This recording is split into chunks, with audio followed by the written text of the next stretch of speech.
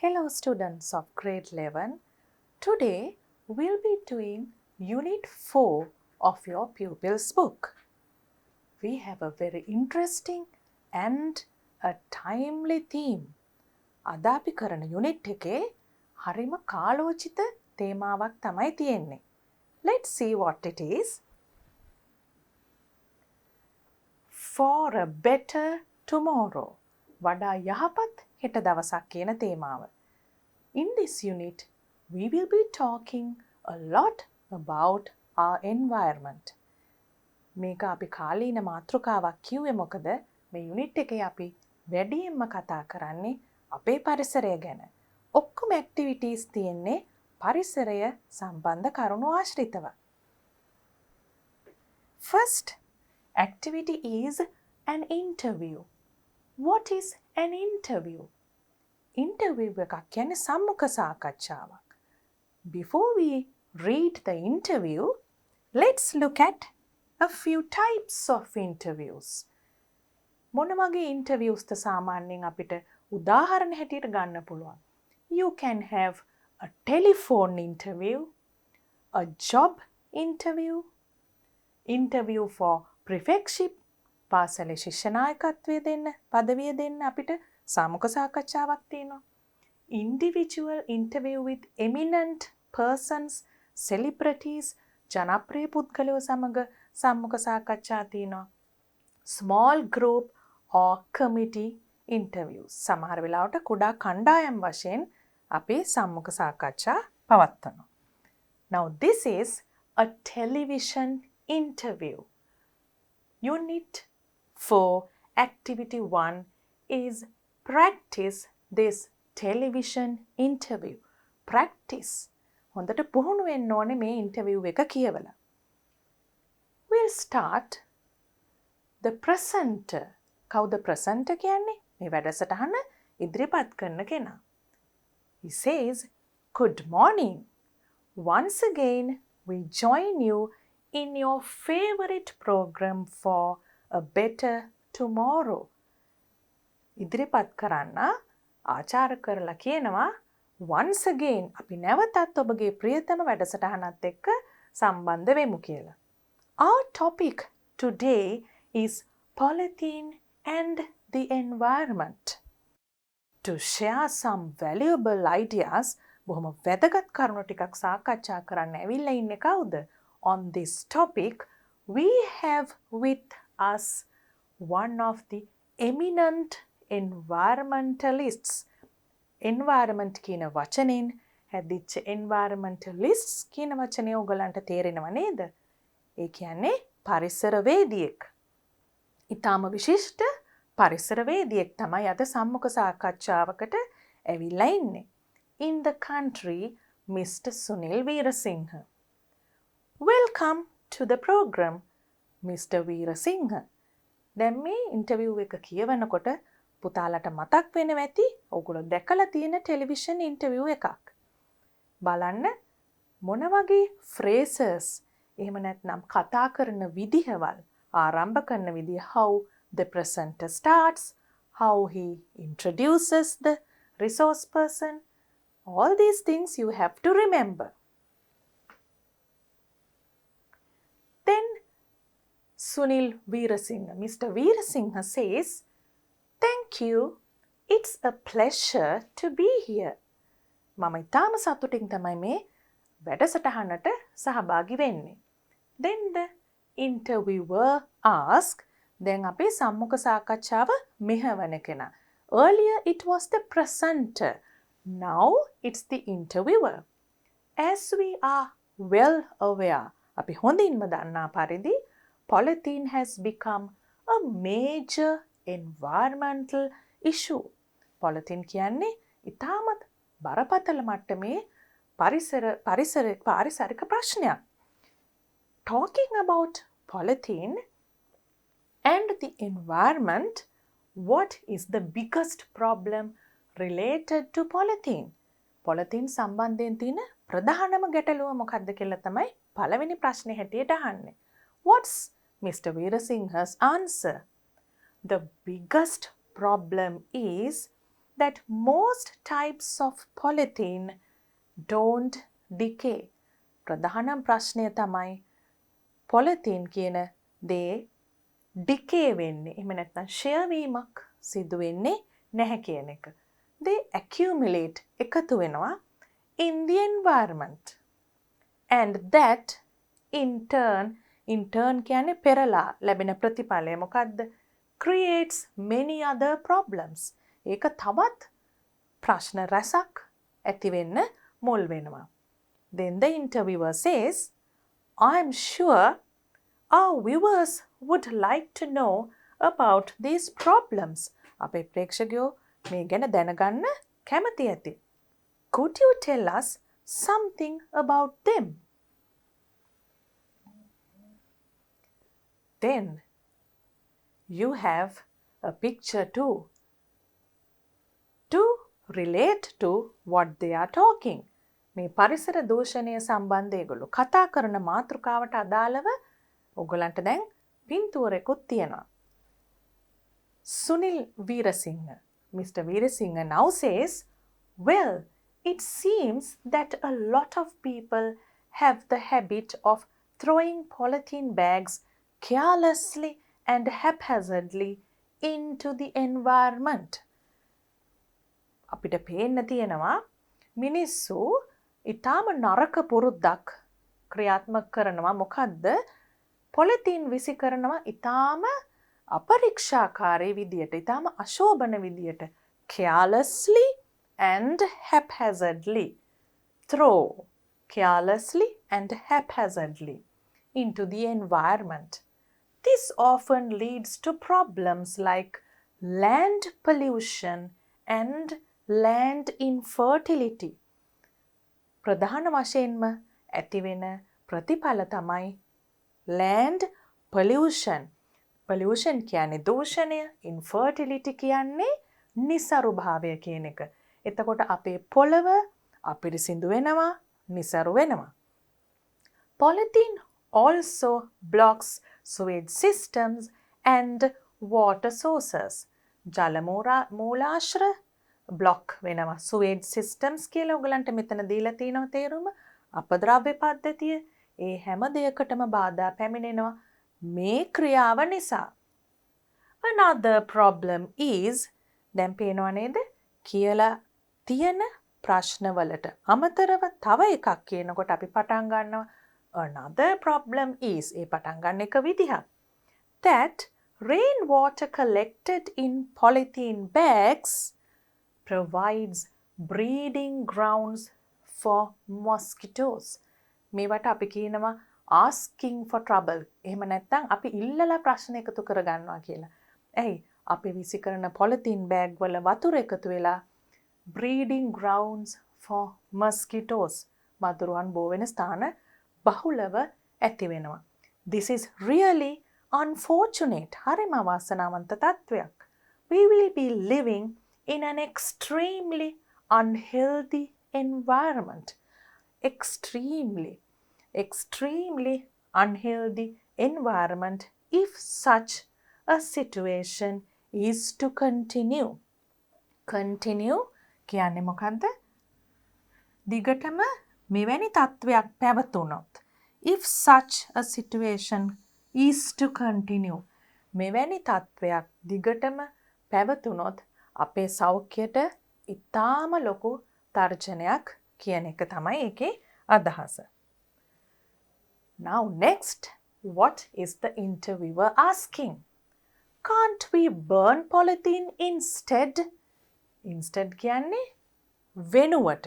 අපි විසි කරනවා වෙනුවට පුච්චන්න බැරිද? Sunil Veerasinghe, Mr. Veerasinghe says, unfortunately, that doesn't help much. Burning polythene creates a lot of harmful gases and substances. Polythene පිච්චීම තුළින් ඉතාම harmful gases and substances දූෂිත වායු පිට වෙන්න පුළුවන්. ද්‍රව්‍ය පිට වෙන්න පුළුවන්. පරිසරයට එකතු වෙන්න පුළුවන්. They are harmful. ඒවා හරිම හානිදායකයි මොනවටද? to all living things.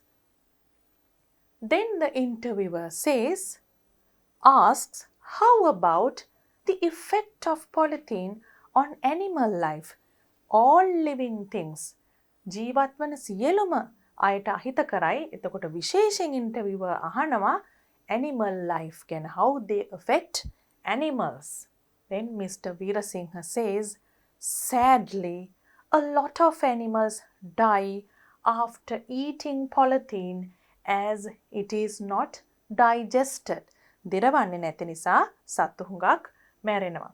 Interviewer, so what are your suggestions? ඔබේ යෝජනා මොනවද? Should we stop using polythene? polythene පාවිච්චිය අපි නතර කරන්න ඕනේද? Then Mr. Veerasinghe says, not exactly. එහෙමම නෙවෙයි. I think we should try to minimize the use of polythene. සම්පූර්ණයෙන්ම නතර කරේ නැතත් minimize අපි භාවිතය අඩු කරන්න ඕනේ. Taking reusable bags. Very important thing. Reusable bags.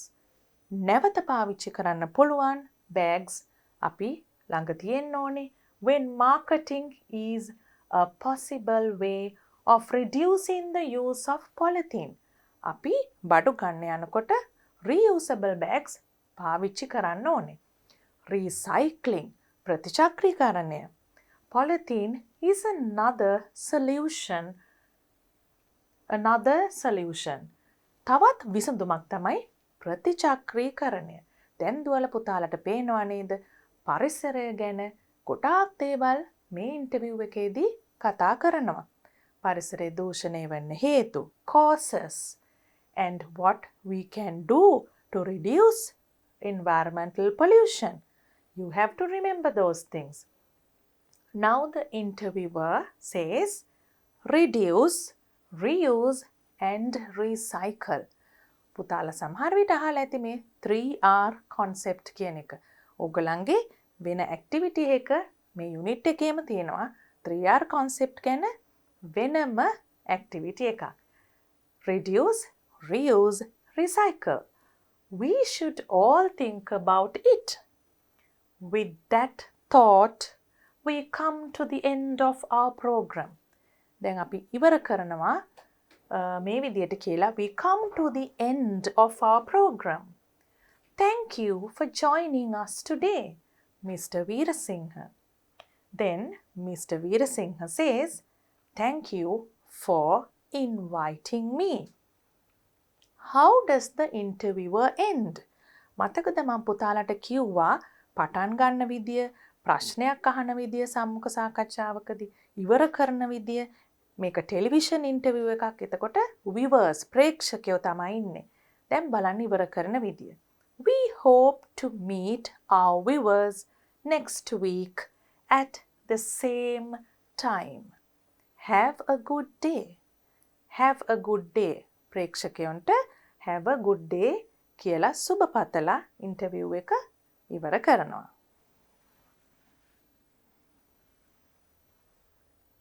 Now you have a matching activity in activity 2 based on the interview. Let's read first. Number 1. Most types of polythene do not decay. Polythene වැඩිම ප්‍රමාණයක් share වෙන්නේ නැති ඒවා කියන එක. ඒක මෙතනින් match වෙන්නේ මොකක්ද කියලා අපි බලන්න ඕනේ. ඊට ඉස්සෙල්ලා මේ A යටතේ තියෙන ඔක්කොම කියවලා බලමු. Polythene bags are thrown into the environment. Rainwater is collected in polythene bags. දැන් මතකයිනේ පුතාලාට mosquito breeding grounds ගැන කතා කරා. Polythene bags වල වතුර එකතු වෙනකොට වෙන දේ. Animals eat polythene. Polythene bags are collected in water sources. ජල මූලාශ්‍රවල polythene bag එකතු වෙනවා කියන එක. Then look at the matching sentences now. It causes land pollution. Causes කියන්නේ හේතු වෙනවා කියන එකනේ. එතකොට land pollution it causes land pollution. They die because of undigested polythene. අපි කරා digest කියන්නේ දිරවනවා කියන එක. එහෙනම් undigested කියන්නේ නොදිර වූ polythene නිසා මේගොල්ලෝ මැරෙනවා කියන එක. they කියලා තියෙන්නේ අපිට මේ ඉස්සෙල්ලා sentence එකෙන් match කරනකොට මේක තේරුම් ගන්න පුළුවන්. Water is polluted. Mosquitoes breed in them. They accumulate in the environment. ඒවා accumulate වෙනවා නැත්නම් පරිසරයේ එකතු වෙනවා කියන එක. Now let's match A and B. Now when you say animals, you can start with the very easy ones. Animals eat polythene. Then what happens? They die because of undigested polythene. So 4 is B. Then you can see about mosquitoes. ඒවා mosquito breeding grounds ගැනයි මේ කිව්වේ කියලා මතකයි. එතකොට polythene bags, rainwater is collected in polythene bags. ඒවයි තමයි mosquito breeding grounds. එහෙම නැත්නම් මදුරුව බ්‍රෝ වෙන ස්ථාන ඇති වෙන්නේ. 3D. And then you have polythene bags are collected in water sources. ජල මූලාශ්‍රවල polythene bag ගියාම එකතු වුණාම මොකද වෙන්නේ? Water is polluted. 5C. Water is polluted. Most types of polythene do not decay. දිරන්නේ නැති නිසා මොකද වෙන්නේ? It causes land pollution. A. Then you have another one. Polythene bags are thrown into the environment. මේ විසි කරන polythene වලින් මොකද වෙන්නේ? They accumulate. පරිසරයේ එකතු වෙනවා. එතකොට 2E. Okay, let's move on to the next activity now. Before we start the next activity, we'll look at it first and come back. You have to find the adjectives used in the conversation. We will revise adjectives and adverbs before we do that activity. දැන් පුතාලට මතකද අපි කරලා තියෙනවා adjectives කියන්නේ නාම විශේෂණ. Words that describe another word, a noun. Adverbs කියවේ මොනවද? ක්‍රියා විශේෂණ. Words that are modifying or describing a verb. සරලවම කියනවා නම් adverb එකක් කියන්නේ ඒකයි. Let's read the definition again. Words that describe or modify other words, making your writing and speaking much more specific, clear and interesting. ඇයි අපි adjectives පාවිච්චි කරන්නේ? අපි කියන දේ එහෙම නැත්නම් ලියන දේ වඩා පැහැදිලිව ලස්සනට විශේෂිත ආකාරයකින් කියන්න ඕන වෙනකොට. Adverbs, words that modify or describe a verb. Then you have adverbs often end with ly. Can you remember? Let's write one or two.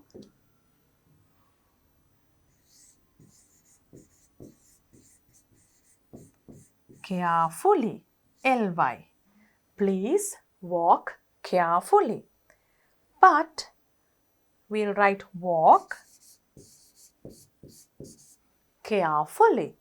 But some look exactly the same as adjectives. අන්න ඒක තමයි පුතාලා මෙතන මතක තියාගන්න ඕනේ. වචනේ දිහා බැලුවා කියලාම adjective එකක්ද adverb එකක්ද කියලා කියන්න බැරි අවස්ථා තියෙනවා.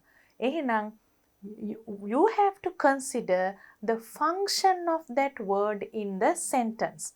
වාක්‍ය ඇතුලේ ඒ වචනයෙන් කෙරෙන්නේ මොකක්ද කියන එක අනුව තමයි adjective එකක්ද adverb එකක්ද කියලා තීරණය කරන්න පුළුවන්. Let's look at an example.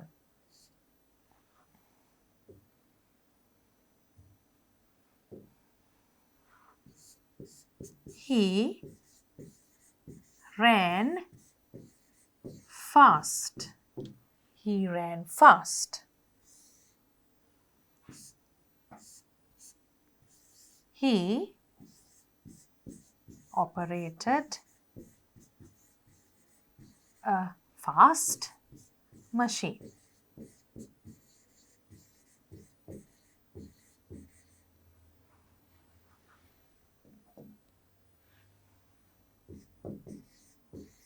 So here, since the word machine is described by fast, it's an adjective, and here the verb ran is modified by fast, therefore it's an adverb. Now let's look at the exercise, activity. From the interview you have to write these things. Can you remember? පුතාලට මතකින් ලියන්න පුළුවන් නම් හොඳයි. මතක නැත්තම් පොඩ්ඩක් ගිහිල්ලා බලන්නත් පුළුවන්. The first one is problem. So can you remember the word another? Another problem. වෙනත් ආකාරයක ප්‍රශ්නයක්. Describing the problem. Ideas. Can you remember about Mr. Veerasinghe? The interviewer said that he has valuable ideas. ඉතා වටිනා අදහස්. Pollution. For pollution, you have land pollution. And then environmentalist, eminent, විශිෂ්ට පරිසරවේදියෙක්.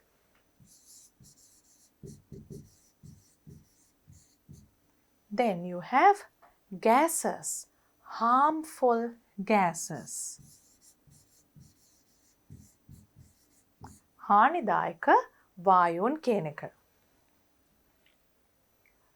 There are some more adjectives. Try to write a few. More examples are given here too. පුතාලා තව adjectives හොයලා ලියන්න. මෙතන examples කීපයක් තියෙනවා. Reusable bags, living things, sewage systems, environmental issue, unhealthy environment. Find the sentences, phrases used to. I told you to remember them when we read the interview. Start the TV program. කොහොමද TV program එක පටන් ගත්තේ?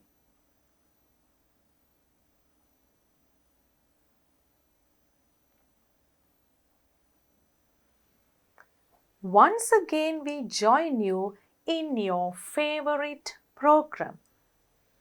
How did he start?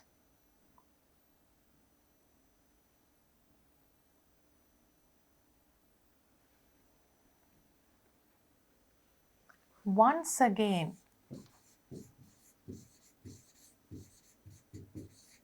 කියලා පටන් ගන්න වාක්‍ය එතන ඔයගලන් සම්පූර්ණයෙන්ම ලියන්න ඕනේ. Introduce the environmentalist to the viewers. අපි දෙකක් බලලා යන්. Ask the environmentalists suggestions on something. How he introduced him. Here you have, we have with us one of the eminent environmentalists. We have with us. ඊළඟට suggestion එකක් අහනවා.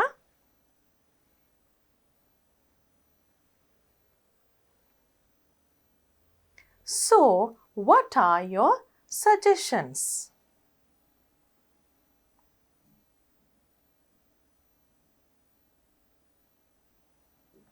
We have with us today කියලා පටන් ගන්න වාක්‍ය. ඊළඟට so what are your suggestions කියන එක.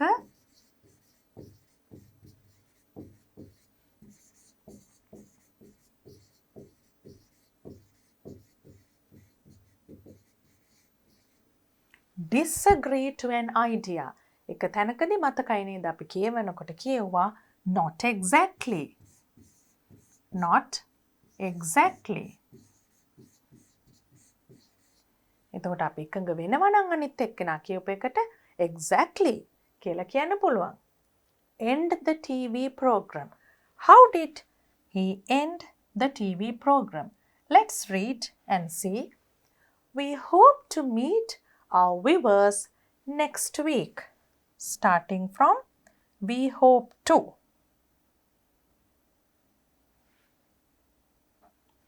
We hope to meet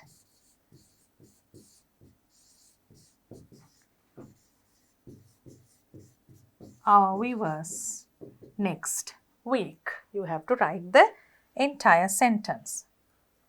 Now, find the adverbs used in the conversation. There were adverbs too. Can you remember? We highlighted that when we read. Throw is the verb, and we had two adverbs, carelessly, haphazardly.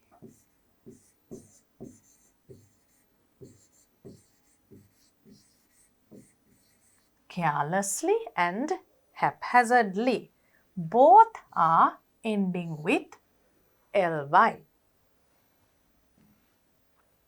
Now you have a revision point in your pupil's book, Adverbs. Let's read it. Adverbs describe the action. දැන් එක පුතාලා දන්නවා.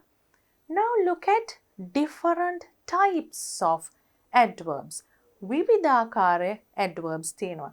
ඒ කියන්නේ adverb එකේ function එක අනුව. අපි බලමු first එක.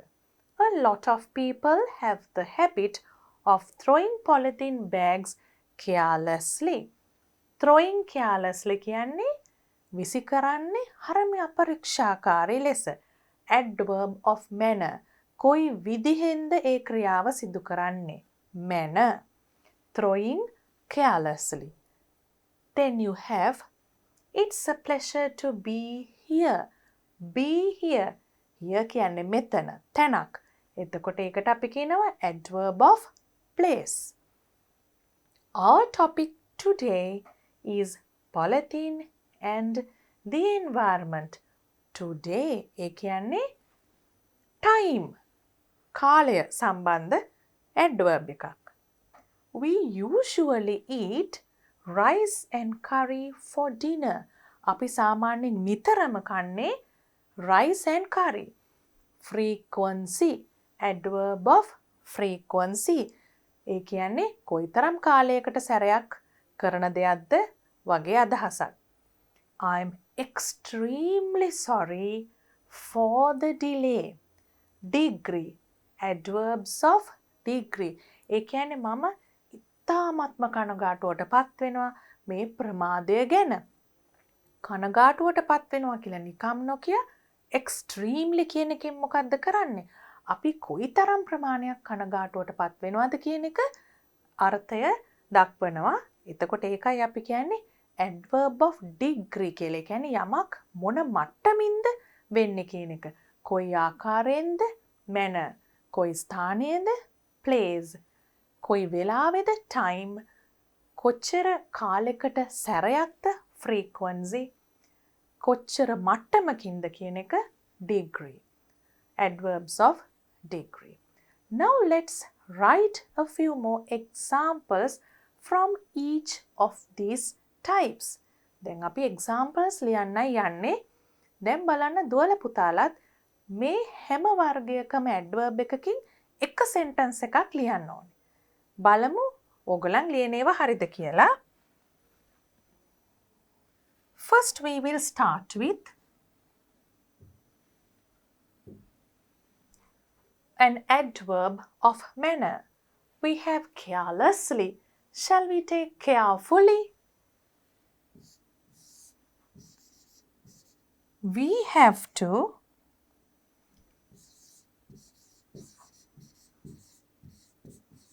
listen carefully.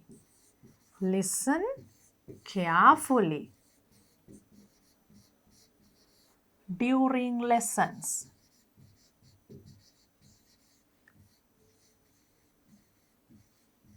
ඒ කියන්නේ පාඩම් යන වෙලාවට අපි ඊටාම සැලකිලිමත්ව අහගෙන ඉන්න ඕනේ කියන එක.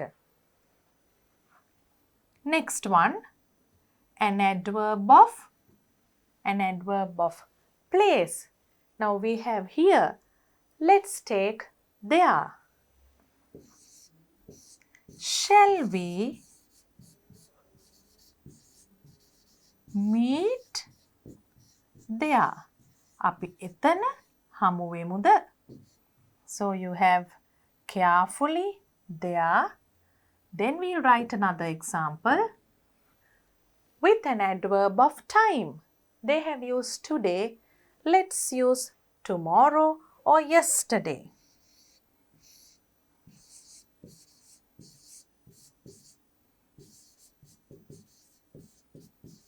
She painted the wall yesterday.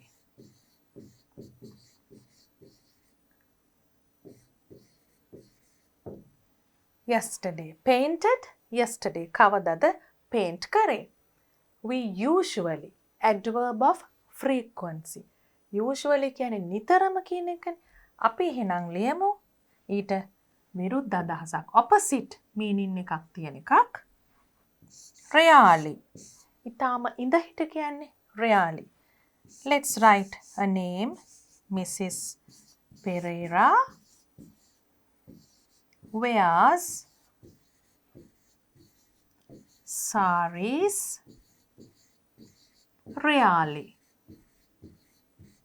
Or Mrs. Pereira rarely wears saris. Mrs. Pereira ඊටාම ඉඳහිට තමයි sari අඳින්නේ කියන එක. Then we'll take an example for an adverb of degree. Degree කියන්නේ කොයි මට්ටමටද කියන එකනේ. We have extremely here, so we will write another one.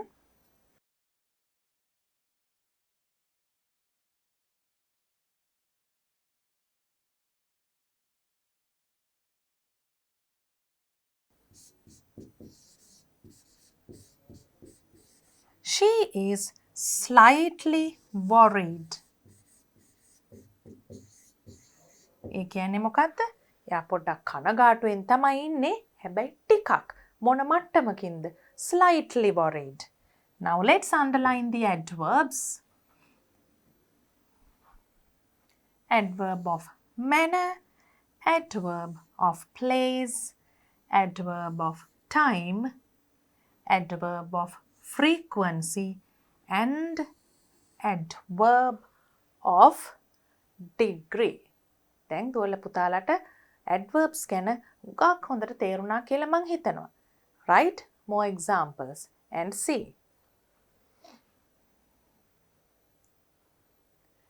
The words underlined in these sentences are used incorrectly. Rewrite the sentences correctly. Another set of sentences with adverbs.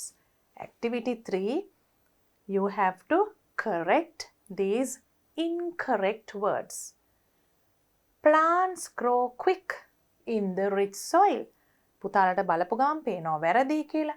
Quick කිව්වොත් adjective එකක්. අපි ඒක adverb එකක් කරන්න හරිම ලේසි quickly.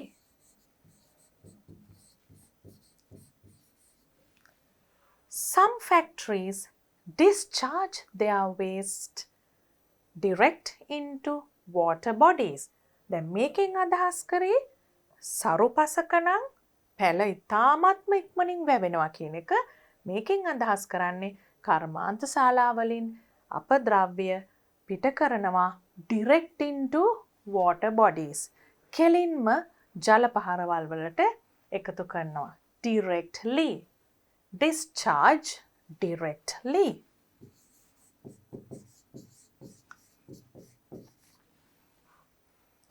Now look at the third one. I usually use recycled paper for my greeting cards. මම සාමාන්‍යයෙන් නිතරම use කරන්නේ recycled paper. ප්‍රතිචක්‍රීකරණය කරන ලද කඩදාසි. I usually. Our project was successful because everybody worked efficient. අනිවාර්යෙන් efficiently වෙන්න ඕනේ. අපේ ප්‍රොජෙක්ට් එක ඉතාම සාර්ථක වුණා. මොන හේතුවක් නිසාද? හැමෝම ඉතාම කාර්යක්ෂමව වැඩ කරා. efficiently. Awareness programs on public health should be conducted regularly. ප්‍රජා සෞඛ්‍ය වැඩසටහන් පිළිබඳ ප්‍රජා සෞඛ්‍ය ගැන දැනුවත් කිරීමේ වැඩසටහන් නිතරම තියෙන්න ඕනේ. regularly. වාර්ෂික සතියක් ගානේ එහෙම නැත්නම් මාසයක් ගානේ නිතරම යම්කිසි කාල වකවානුවකට සැරයක් ළඟම තියෙන්න ඕනේ කියන අදහසනේ regularly කියන්නේ. So you can see the set of adverbs we wrote for this activity. Now let's look at activity 4. You have a writing activity. Write a paragraph about the 3 R's using the given tree diagram. 3 R's. Do you know what 3 R is? Obviously, yes.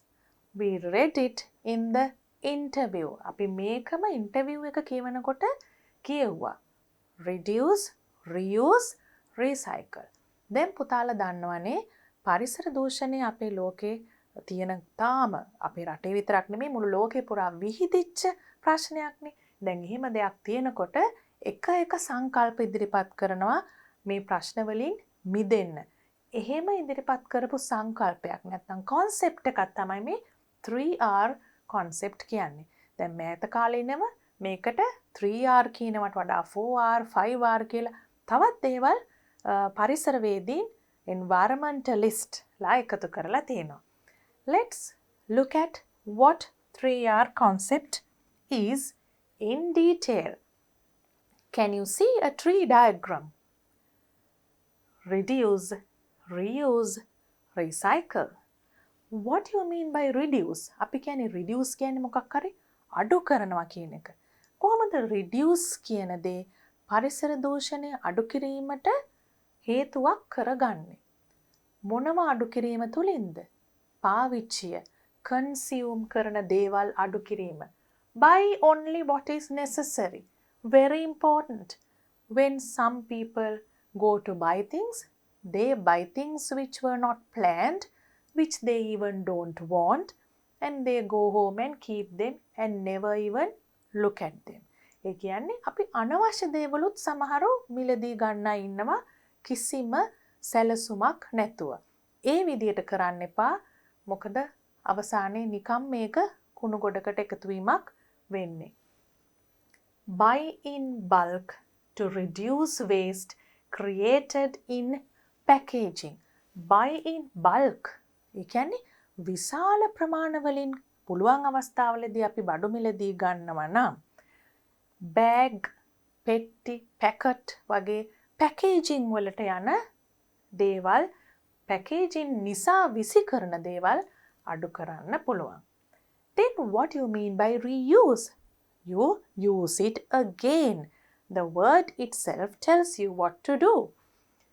Glass bottles, ceramic cups, paper bags, etc. instead of plastic. So you know there are things like mineral water bottles, there are plastic bottles. So without using them, you can use glass or even steel bottles, ceramic cups. Why? Because they are reusable. අපිට නැවත පාවිච්චි කරනවා නිතරම කුණු ගොඩකට දෙයක් අපි එකතු කරන්නේ නැහැ. Cloth bags, reed baskets අපි මාකට් එකට යනකොට ගෙනියන්න ඕන දේවල් eco friendly items පරිසර හිතකාමී දේවල් වලින් හදපු bag කූඩ වගේ දේවල්. Recycle ප්‍රතිචක්‍රීකරණය cans, glass, plastic, electronic equipment. that is also very important. පාවිච්චි කරලා ඉවර වෙච්ච electronic equipment, TV, එහෙම නැත්නම් mobile phone, computer screens, ඒ වගේ දේවල් අපිට රීසයිකල් කරන්න පුළුවන් පරිසරයට හානියක් වෙන්නේ නැති වෙන විදියට. You may include sentences like, you have some examples here. Reduce, reuse, recycle, known as the 3 R's, are 3 great ways to minimize waste and protect our environment.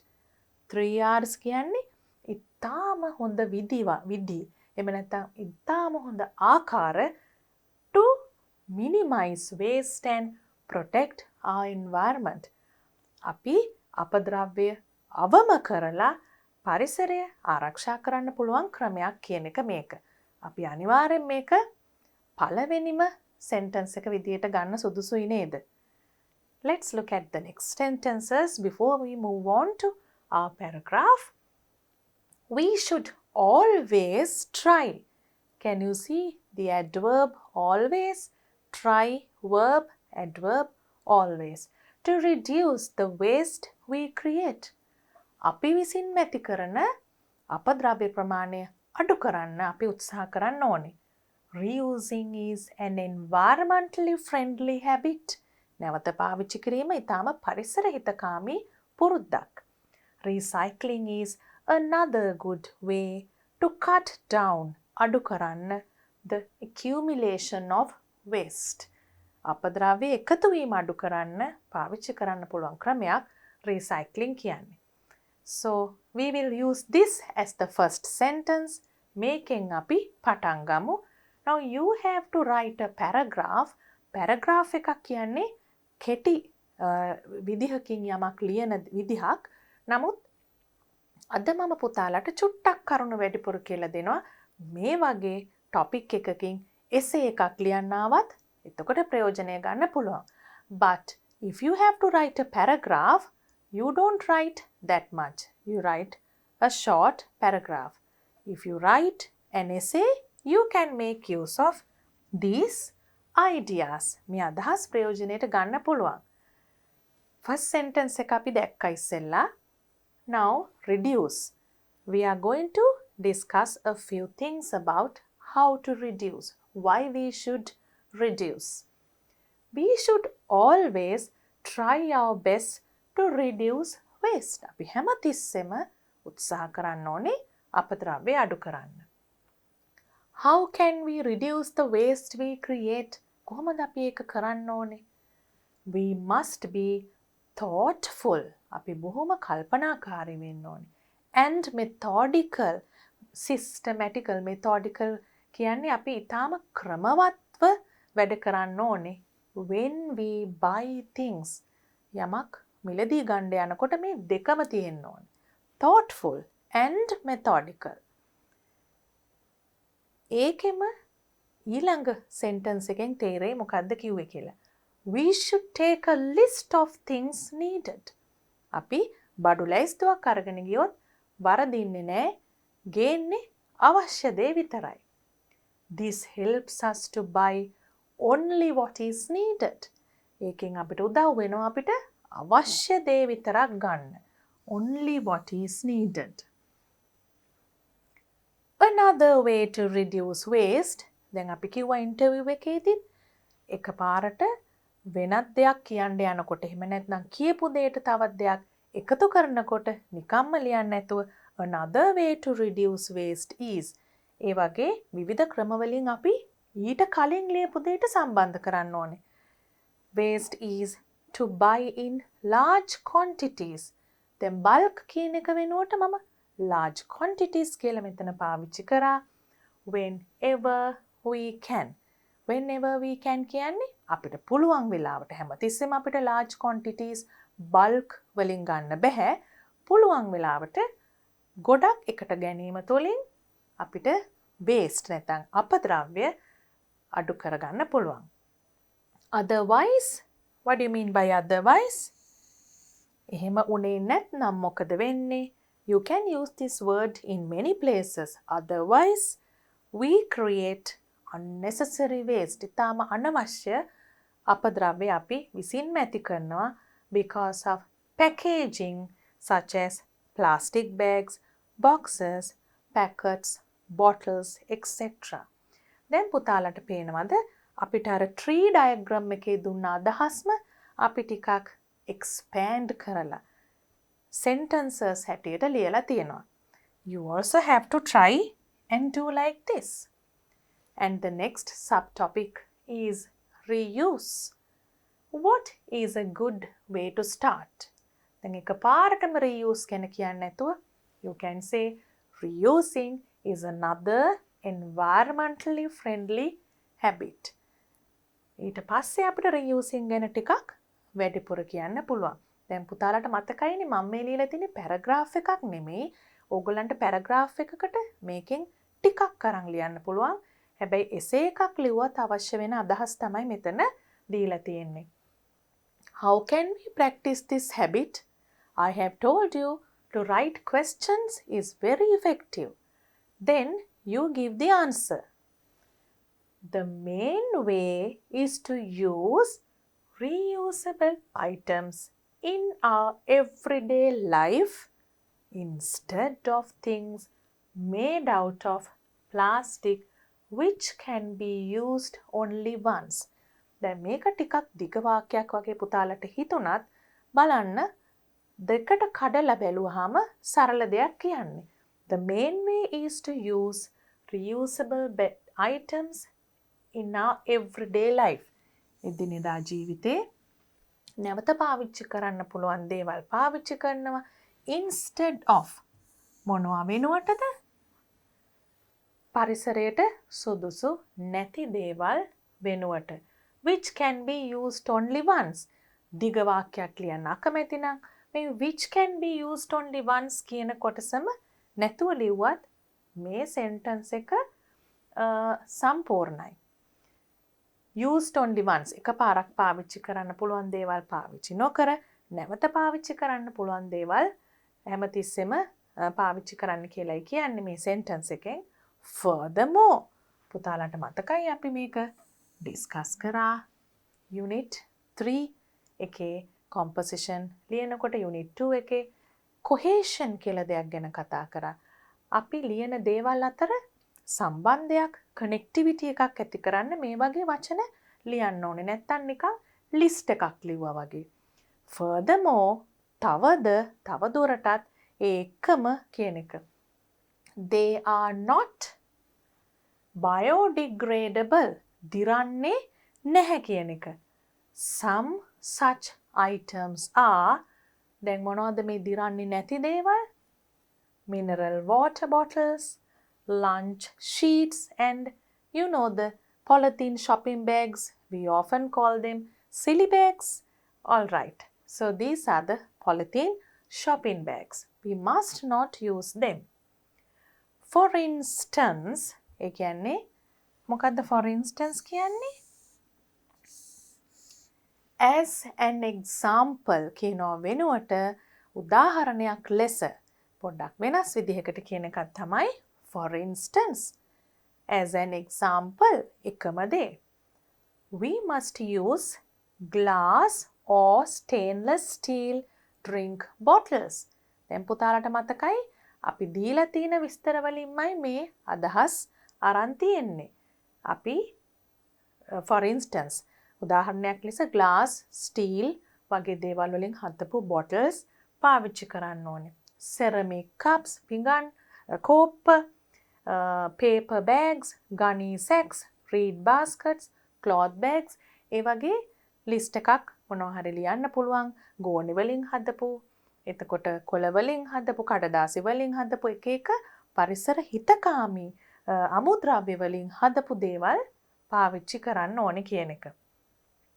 To promote the habit of reusing, මේ reusing කියන පුරුද්ද අනිත් අය අතර ප්‍රචලිත කරන්න many creative people, හරිම නිර්මාණාත්මක අය ඉන්නවනේ අපි අතර. I am sure you also must have such creative abilities. මේ දුවල පුතාලා අතරෙත් මේ වගේ නිර්මාණාත්මකයි ඉන්න පුළුවන්. People have started producing items made out of eco-friendly material. ඒ කියන්නේ පරිසර හිතකාමී. මෙතන raw material කිව්වත් හොඳයි. මූල අමුද්‍රව්‍ය. පරිසර හිතකාමී අමුද්‍රව්‍ය වලින් such as ඒ කියන්නේ bamboo, උණ බම්බු, එතකොට කෙසෙල් කොළ, banana leaves, ඒ වගේ දේවල් වලින් දැන් එක එක නිෂ්පාදන කරනවා. පෙට්ටි හදනවා, කෝප්ප හදනවා, බෑග්ස් හදනවා, ලස්සන නිර්මාණ තියෙනවා. හරිම පරිසර හිතකාමී. So, what must we do? We must consume. අපි මේවා පාවිච්චි කරන්න ඕනේ කියන එක භාවිතයට ගන්න ඕනේ. Those products and encourage those who produce. අපි මේ වගේ දේවල් භාවිතයට අරගෙන මේවා නිෂ්පාදනය කරන අයව ධෛර්යමත් කරන්න ඕනේ. ඇයි පුතාලා හිතන්නේ එහෙම කරන්න ඕනේ කියලා? එතකොට තමයි වැඩි වැඩියෙන් ඒගොල්ලෝ ඒවා නිෂ්පාදනය කරන්නේ.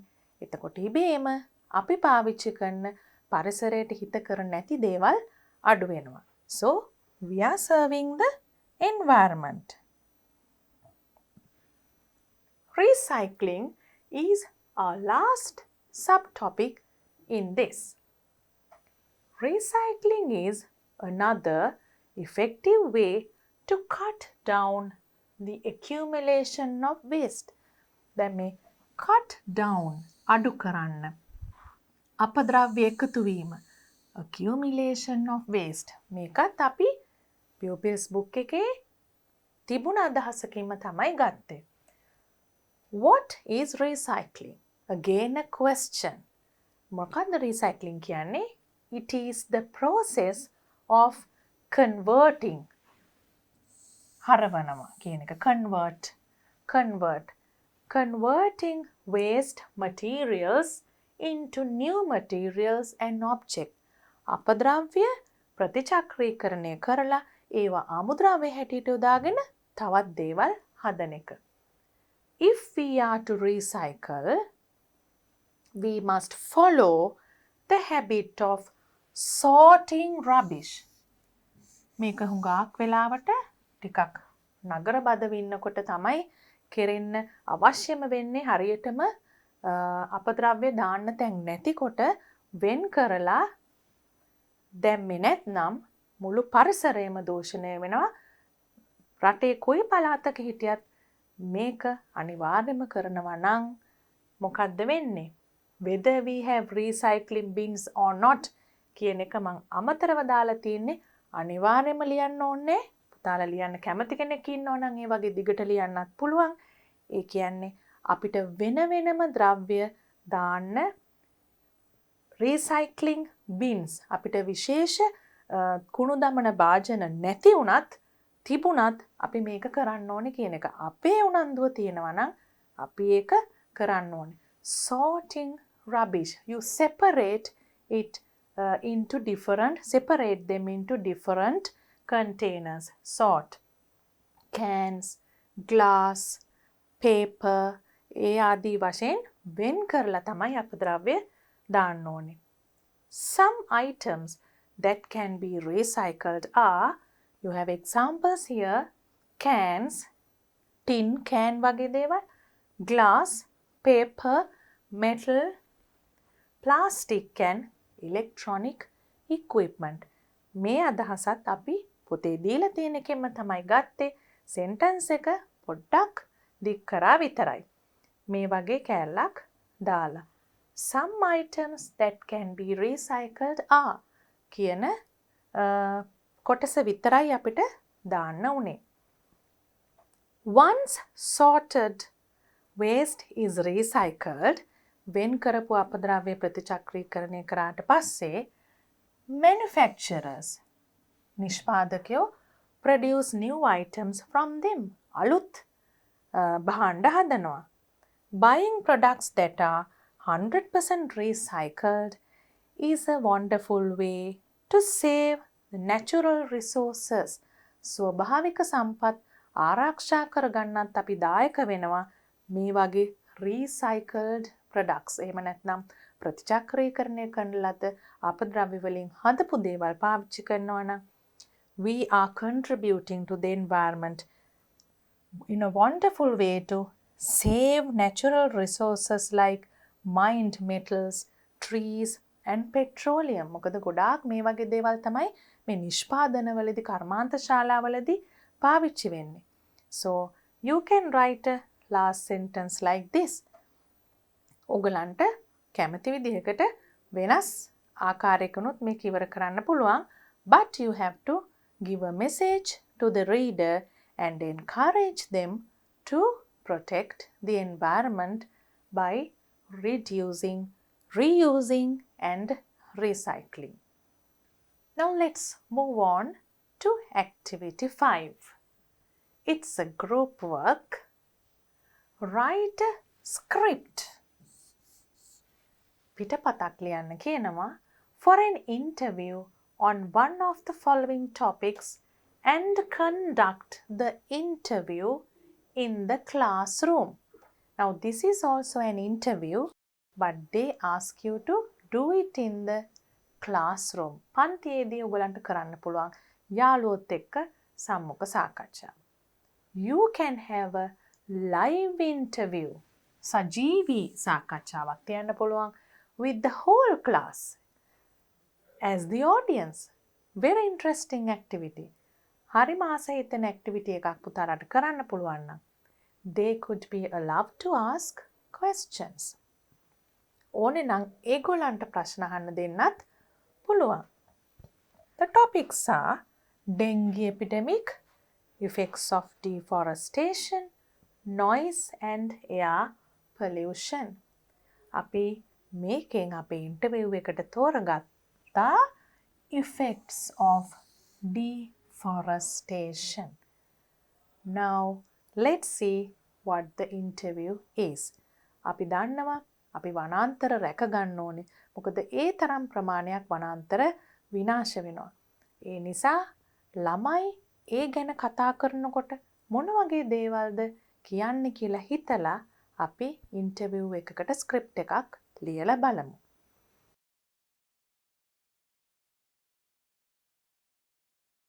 Student A. So student A is the one who is conducting the interview. යා තමයි ඒක මෙහෙවන්නේ. Interviewer. So he says, my dear friends, let's talk about deforestation today. Please give your ideas. දැන් අපි යාළුවොත් එක්කනේ කතා කරන්නේ. එතකොට සරලයි. ප්‍රසිද්ධ කෙනෙක් ටීවී එකක ටෙලිවිෂන් ඉන්ටර්විව් එක කරනවට වඩා සරලව කරන්න පුළුවන්. Please give your ideas. ඔයගලන්ගේ අදහස් දෙන්න.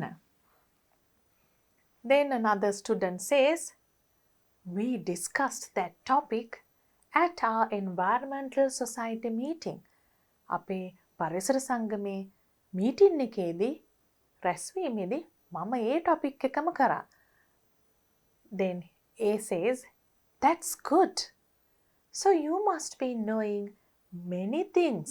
එහෙනම් ඔයා ගොඩාක් දේවල් දන්නවා ඇති මේ ගැන. Can you define the topic for the class? Define කියන්නේ මොකද්ද? අර්ථ දක්වන්න. Definition කියන්නේ අර්ථය. Define කියන්නේ අර්ථ දක්වන්න. මොකද එයා ඒ ටොපික් එක කරලා තියෙන නිසා අනිවාර්යෙන්ම එයා ඒක දන්නව ඇති කියලා හිතලා තමයි මේ ප්‍රශ්නේ කියන්නේ. Deforestation is the decrease. Decrease කියන්නේ අඩුවීම. Increase කියන්නේ වැඩිවීම. Decrease in forest areas that are lost for other uses and human activities.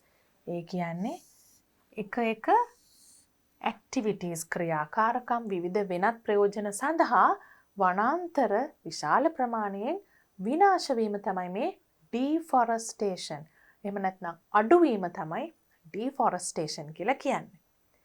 That's a clear definition. එක බොහොම පැහැදිලි අර්ථ දැක්වීමක්. Can someone tell me what those activities are? මෙතන පොඩ්ඩක් වෙනස් කරලා තිනවා question එක අහන විදිය. මේක ලේසියෙන් අහන්න පුළුවන් what are those activities කියලා. What are those activities? A activities මොනවද? ඒකම තමයි පොඩ්ඩක් ඊට වඩා ලස්සන විදිහකට අපි අහනවා can someone tell me කාට හරි කියන්න පුළුවන්ද what those activities are? දැන් can someone tell me කිව්වම what are those activities කියන්නේ what those activities are. Then see another student says agricultural, mining activities and urbanization mainly cause deforestation. ඒ කියන්නේ කෘෂි කර්මාන්ත කටයුතු, පතල් කර්මාන්ත කටයුතු, එහෙම නැත්නම් urbanization කියන්නේ නාගරීකරණය, මේ හැම දෙයක්ම cause හේතු වෙනවා deforestation කියන ප්‍රශ්නයට. Exactly. Can you remember in the television interview, Mr. Veerasinghe said not exactly. එතන disagree. එයා කියපු දෙයට එකඟ වුණේ නැහැ. මෙතන හොඳින්ම එකඟ වුණා කියන එක තමයි අපි කියන්නේ exactly. Remember to use that word when you speak or when you write a dialogue. මම පුතාලට කියලා තියෙනවා dialogues කරනකොට අපි මේ කරන speaking phrases හොඳට මතක තියාගෙන අපි කතා කරනකොට හරි නැත්නම් conversation එකක් ලියනකොට හරි පාවිච්චි කරන්න කියලා. So if you're agreeing with someone, you can say exactly. Then who knows the consequences? ඒ වචනේ තේරුම මොකක්ද? මේ වගේ දෙයක් කරාම ඇති වෙන්නේ මොන වගේ ප්‍රතිඵලද කියන එක. Consequences of deforestation. What are the effects? The negative effects of deforestation. So D. Another student says it's a huge threat. ඉතාම ලොකු තර්ජනයක්. මොනවටද මේ තර්ජනය තියෙන්නේ? අපේ පරිසරයේ තියෙන ජෛව විවිධත්වයට. Biodiversity. It's a, ඔගොල්ලෝ දන්නවා මේක contracted form එක. It is කියන එකේ contracted form එක. It is.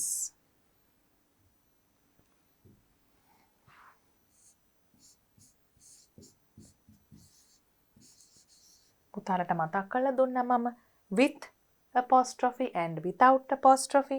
It is, it's කියන එකේ වෙනස unit 3 එකේදී මතක් කරගන්න. It's a huge threat. මේක ඉතාම බරපතල තර්ජනයක්. මොනවටද? biodiversity. ජෛව විවිධත්වයට. It affects people in many ways. මිනිසුන්ට විවිධාකාරයෙන් මේක බලපානවා. affects. මතක තියාගන්න affect කියන්නේ verb එක. සමහර දුවල පුතාලා වරද්ද ගන්නවා මේක මෙන්න මේ වචනෙත් එක්ක. පොට්ටක් මාරු කර ගන්නවා සමහර වෙලාවට. effect. effect කියන්නේ බලපෑම. affect කියන්නේ බලපානවා. එහෙනම් මොකද්ද වෙනස ඒ දෙකේ? effect කියන්නේ noun එකක්. හැබැයි affect කියන්නේ verb එකක්. දැන් අපි ඉන්ටර්විව් එකේ ස්ක්‍රිප්ට් එකෙන් පොඩ්ඩක් එළියට ගිහිල්ලා පුංචි මතක් කිරීමක් කරා. පුතාලා ගොඩක් වරද්ද ගන්න වචනයක් නිසා සමහර වෙලාවට. People in many ways. Both of you are correct. ඔගොල්ලෝ දෙන්නම හරි කියලා දැන් මේ ඉන්ටර්විව් එක කරන කෙනා කියනවා. But there are more negative results. තවත් ඊටාම අඳුරු වැරදි. එහෙම නැත්නම් negative results කියන්නේ නරක ප්‍රතිඵල of deforestation. What are they? Then another student says soil erosion. පාංචු කාදනය. Soil erosion also happens when large areas of trees are cut. Then another student says, I think climate change, දේශගුණික විපර්යාස, is the most dangerous, වඩාත්ම භයානක global issue. ඇයි global කියන්නේ? මේක මුළු ලෝකයටම බලපාන ගෝලීය කියන අදහස. Caused by deforestation. Then A says, we've got another contracted form. We've got quite a number of. ඒ කියන්නේ හුඟක් කියන එක. Interesting facts here. Now, can you tell me how to stop this menace? Who would try answers? මේ බරපතල ප්‍රශ්නය කොහොමද මේ නතර කරගන්නේ? Who would try answers? කවුද උත්තර දෙන්න උත්සාහ කරන්නේ? Now another student says, I think we should reduce using industrial and transformed products. Transformed කියන්නේ වෙනස් කිරීමකට භාජනය කරපු නිෂ්පාදන. ඒ වගේ දේවල් පාවිච්චි කිරීම අපි අඩු කරන්න ඕනේ කියන එක. We also must reuse items made out of. Reuse items. දැන් අපි reduce කියන concept එක පාවිච්චි කරා. Reuse කියන එක පාවිච්චි කරා. What we learned in previous activities, we are using here. පුතාලා ඒක තමයි කරන්න ඕනේ. අපි මුලින් activities වල කරපුවා ඊළඟ activities වලදී පාවිච්චි කරන්න ඕනේ. කලින් units වලදී කරපුවා ඊළඟ units වලදී මතක ඇතුව පාවිච්චි කරන්න ඕනේ. We also must reuse, නැවත පාවිච්චි කරන්න ඕනේ, items made out of rare earth material. ඊටාම rare කියන්නේ අඩුවෙන් සොයා ගන්න පුළුවන් කියන එක, බහුල නැති කියන එක. ඒ වගේ දේවල් වලින් හදපු ඒවා අපි reuse, නැවත පාවිච්චි කරන්නේ ඕනේ. මොකද එහෙම නැත්නම් ඒවා නිෂ්පාදනය කරන්න තව තවත් ඒ අමුද්‍රව්‍ය යොදා ගන්නවා. Then the mining sites and factories will be reduced too. අමුද්‍රව්‍ය ඉතිරි වීම පමණක් නෙවෙයි, ඒවා නිෂ්පාදනය කරන කර්මාන්ත ශාලාත් එතකොට අඩු වෙනවා. එතකොට ඒවෙන් නිකුත් වෙන පරිසර දූෂණයට දායක වෙන දේවලුත් අඩු වෙනවා. Finally, A, the student who is conducting the interview, says, I am very happy with the answers. එයාට හුඟක් සතුටුයි. මොකද deforestation ගැන හුඟක් අදහස් කියුණා. හැබැයි එයාටත් දෙයක් එකතු කරන්න ඕනේ. I would like to add replanting too as a solution. ඒ කියන්නේ replanting, නැවත වගා කිරීම, as a solution. මොනවට solution එකක් හැටියටද? Deforestation, වනාන්තර විනාශ කිරීමට විසඳුමක් හැටියට replantation, නැවත වගා කිරීමත් මම මේ අදහස් වලට එකතු කරන්න කැමතියි කියන එක. Thank you everyone. And that is the end of the script we wrote for an interview. You also have to try and write a script for an interview. Now we are moving on to a grammar activity. Reported speech. තුවල පුතාලට මතකයි අපි reported speech කියන පාඩම unit 1 එකේ දීර්ඝ වශයෙන් සාකච්ඡා කරා. What are the changes? යම් දේවල් මාරු වෙන්න තියෙනවා reported speech එකෙන් දෙයක් ලියනකොට. ඒවා ඔක්කොම මතක් කරගන්න ඕනේ මේක අපි answer කරනකොට. First, try to remember why you use reported speech. අපි හරි තව කෙනෙක් හරි අතීතයේ කියපු දෙයක් නැවත තව කෙනෙක්ට කියනකොට තමයි මේ reported speech කියන එක ඕන වෙන්නේ. So let's start writing.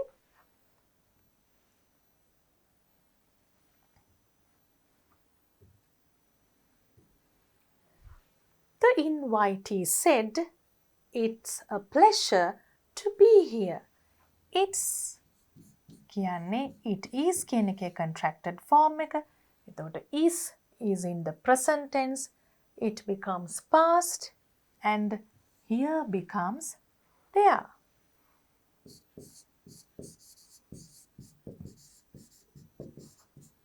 The invitee said that it is becomes it was. It was a pleasure to be there.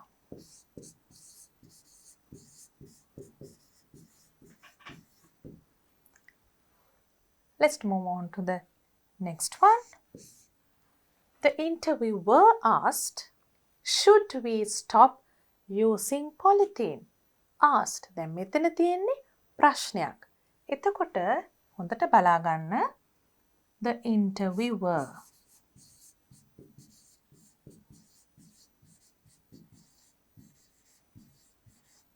asked whether කියන වචනය දාන්න වෙනවා. if නැත්නම් whether කියන එක දාන්න වෙනවා ප්‍රශ්නයක් reported speech එකට හරවනකොට. The interviewer asked whether we should we කියන එක we should වෙනවා. මොකද දැන් ලියන්නේ අපි ප්‍රශ්නයක් නෙවෙයි. ඒක reported speech එකට හරවනකොට question එකක් විදිහට නෙමෙයි sentence එකක් විදිහට should we එක we should statement එකක් විදිහට ලියන්නේ. The interviewer asked whether we should stop using polythene.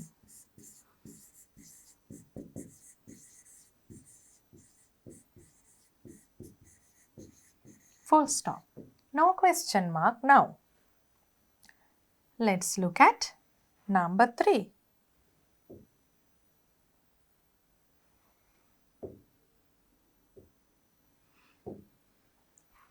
The scientist said, I am conducting a research on global warming. I am is I am. So you have the pronoun I. That has to be changed. Am is in the present tense. It has to be turned into past tense. We'll start writing. The scientist said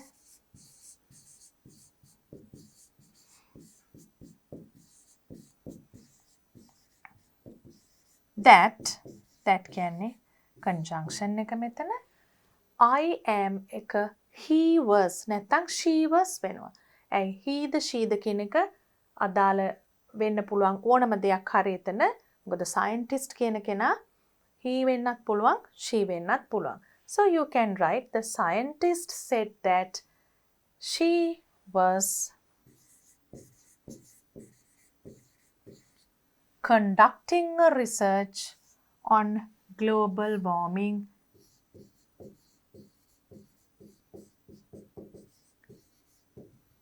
ඒ කොටසේ කිසිම වෙනසක් වෙන්නේ නැහැ. Now look at the fourth one. Mr. Soiza said. දැන් Mr. Soiza කියන එක වගේ පැහැදිලිවම ලියලා තියෙන දෙයක් තියෙනවා නම් අපි he තමයි දාන්න ඕනේ.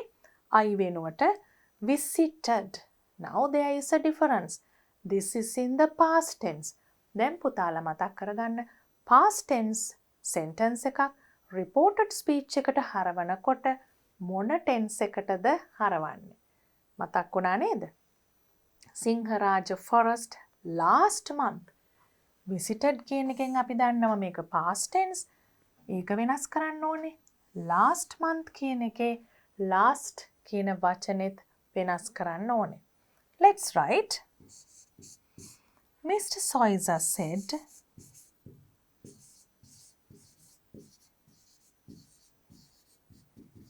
that I visited becomes he had visited, past perfect tense. He had visited Singharaja forest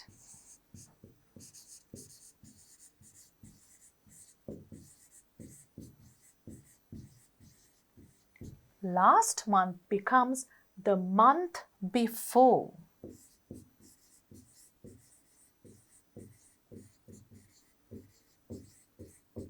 The month before. Or you can say the previous month. Let's look at the last one.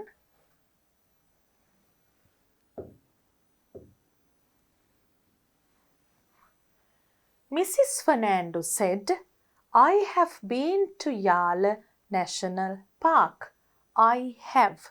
So I is the pronoun you have to change into she, and then have been becomes had been.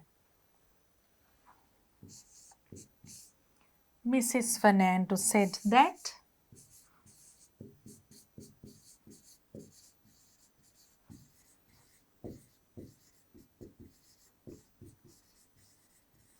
she had been to Yala National Park.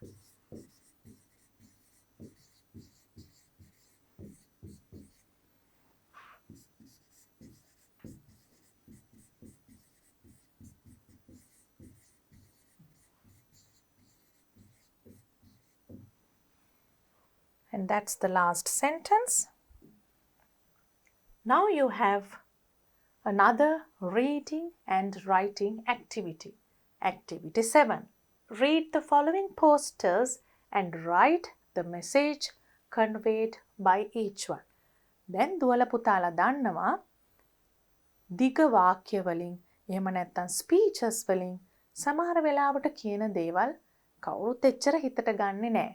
හරියට අහන් හිටියේ නැත්නම් අමතකම වෙලා යනවා. හැබැයි poster එකකින් කියන දෙයක් අපිට ඊට වඩා මතක හිටිනවා. Posters are very effective. So we'll see what the messages of these posters are. Here you have a very important message. Save water. Water scarcity is now the single biggest threat to global food security. Water scarcity කියන්නේ හිඟකම කියන එක.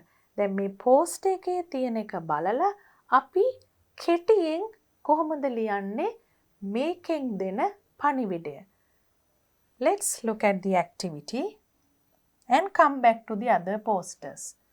Can you see here? Poster number 1, save water, don't waste water. වතුර පරිස්සම් කරන්න, ඒ වගේම නාස්ති කරන්න එපා කියන එක. Let's try to find what the other messages are.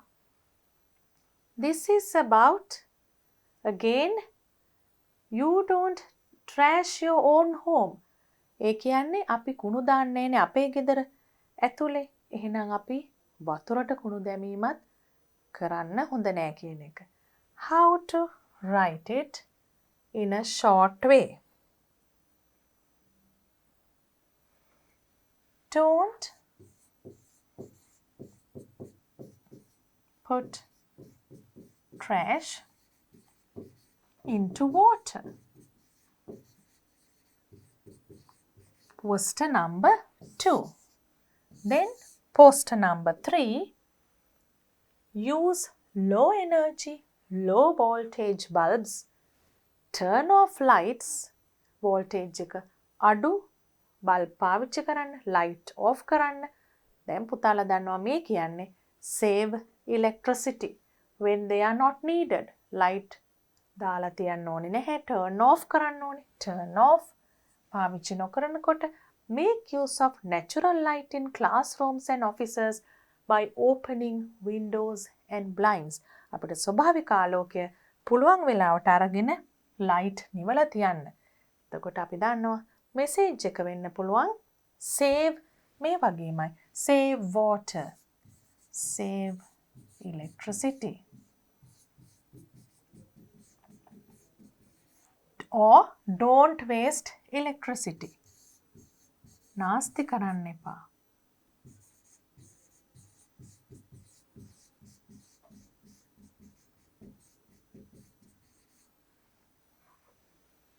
And what else do you have? Share newspapers and magazines. සමහර දේවල් අපි එකිනෙක අතර හුවමාරු කරගත්තම අලුතෙන් ගන්න ඕනේ නැහැ. What do you do there? Reduce. We did the 3R concept. Reduce, reuse, recycle. So you reduce buying new things. Share newspapers and magazines. Recycle waste papers. Reuse folders, envelopes, etc. ඒ කියන්නේ අපිට ඔය envelopes, ලියුම් කවර, file වගේ දේවල් reuse කරන්න පුළුවන්. එක පාරක් පාවිච්චි කරලා විසි කරන්නේ නැතුව. So you can write the 3R concept as the message here. Number 4, you can write reduce, reuse, recycle. Then the last one you have, do not use fertilizers and pesticides excessively. ඒ කියන්නේ පොහොර, වල්නාශක වගේ දේවල් excessively කියන්නේ ඕනාවට වඩා වැඩි ප්‍රමාණයකින් අධික ලෙස පාවිච්චි කරන්න එපා. They destroy beneficial soil organisms. ඒ කියන්නේ අපේ පසේ තියෙන ඉතාම ප්‍රයෝජනවත් කොටස් අංගවලට එකෙන් හානියක් වෙනවා. What can be the short message? එහෙනම් අපිට කියන්න පුළුවන් use natural fertilizer. ස්වභාවික පොහොර වර්ග පාවිච්චි කරන්න කියන මෙසේජ් එක දෙන්න පුළුවන් ඒකෙන්. Use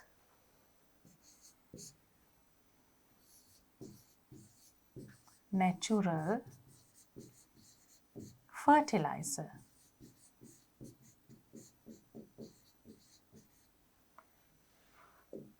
Use natural fertilizer because they say do not use pesticides excessively.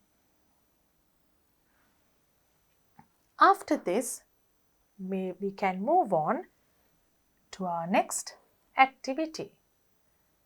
You have to fill in the blanks using the adjectives and adverbs found in these posters. Complete the sentences. Complete කියන එකත් නිතරම එන instruction එකක්. සම්පූර්ණ කරන්න.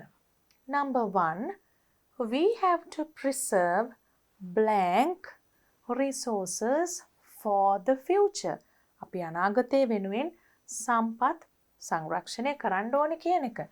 So this has to be natural resources. ස්වභාවික සම්පත්. What are the other words you have? Natural, soil, global, ගෝලීය, single, තනි, excessively, අධික ලෙස. දැන් දුවල පුතාල මේ වගේ fill in the blanks activity එකක් කරනකොට මුල ඉඳලා අගට කරන්න ඕනේ කියලා එකක් නෑ. කැමති තැනකින් පටන් ගන්න පුළුවන්. ලේසි කියන තැනින් පටන් ගන්න පුළුවන්. We'll look at the others. Accumulation of polythene in the environment has become a blank environmental issue. Then polythene එළියට විසි කරලා පරිසරයට එකතු කරලා දිගටම එකතු වෙවි යන එක accumulation එක මේ රටේ විතරක් තියෙන එකක් නෙමෙයි ලෝකේ පුරා තියෙන එකක් කියලා අපි කරා.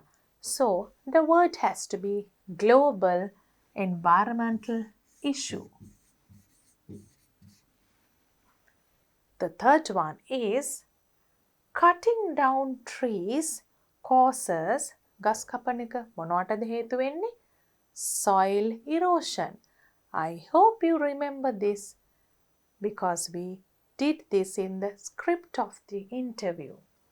Soil erosion. Soil erosion.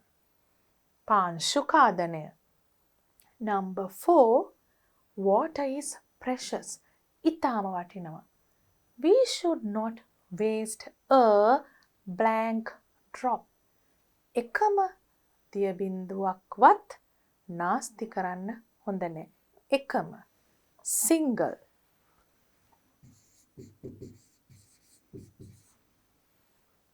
The monsoon rains, මෝසම් වැසි, were blank heavy this year.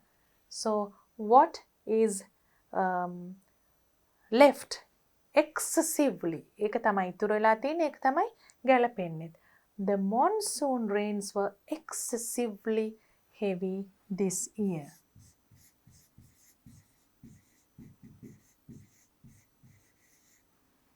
Heavy this year. Let's see what activity 10 is. You have to write an announcement. You can get information for the announcement from this grid. දැන් මෙතනත් පුතාලට කරන්න තියෙන්නේ transferring information. මෙතනින් තොරතුරු අරගෙන අපි announcement එකක් ලියනවා. Look at what is given here first. This is about power cuts. Area, දියතලාව, date, time, affected areas. දියතලාවේ විශේෂයෙන් මොන පළාත්වලටද මේ power cut එක බලපාන්නේ? Reason, මොන හේතුවක් නිසාද වෙන්නේ කියන එක. Repairs to the transformers. Let's write an announcement for the first one, and then you have to try and write the other announcements. There will be a power interruption in Diyatalawa on the 1st of February from 8 a.m. to 4 p.m. due to the repairs to the transformers. The specific areas affected will be Kande Kumbura and Ratnodagama. දැන් දුවල පුතාලට පේනවා මෙතන අපි එකතු කරලා තියෙන්නේ බොහොම පොඩි ප්‍රමාණයයි. ඔක්කොම අරන් තියෙන්නේ information දීලා තියෙන grid එකෙන්ම තමයි. There will be a power interruption. Interruption කියන්නේ අපි විදුලි සැපයුමේ බාධාවක් ඇති වෙනවා මේ හේතුව නිසා. Due to මේ හේතුව නිසා. Areas, the specific areas. මොන පළාත්ද විශේෂයෙන් මේකට මේ බලපෑමට යටත් වෙන්නේ කියන එක. පොඩි දේවල් ටිකක් එකතු කරලා announcement එක හදන්න පුළුවන්. Here you have to fill in any date you like and any time duration you like, and let's see what kind of other reasons you can write here. Peradeniya, Colombo. You have 2 more areas to write the reason. Let's think of a reason to write.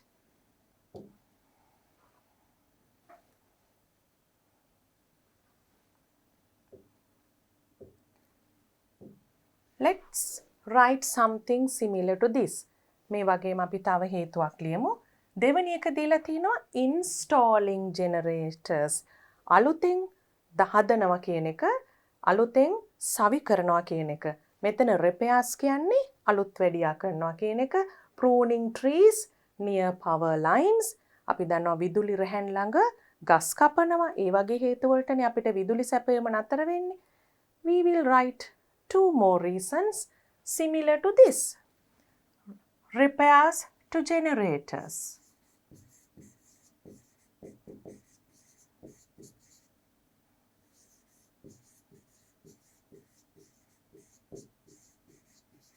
And let's think that there is a damage in the power lines.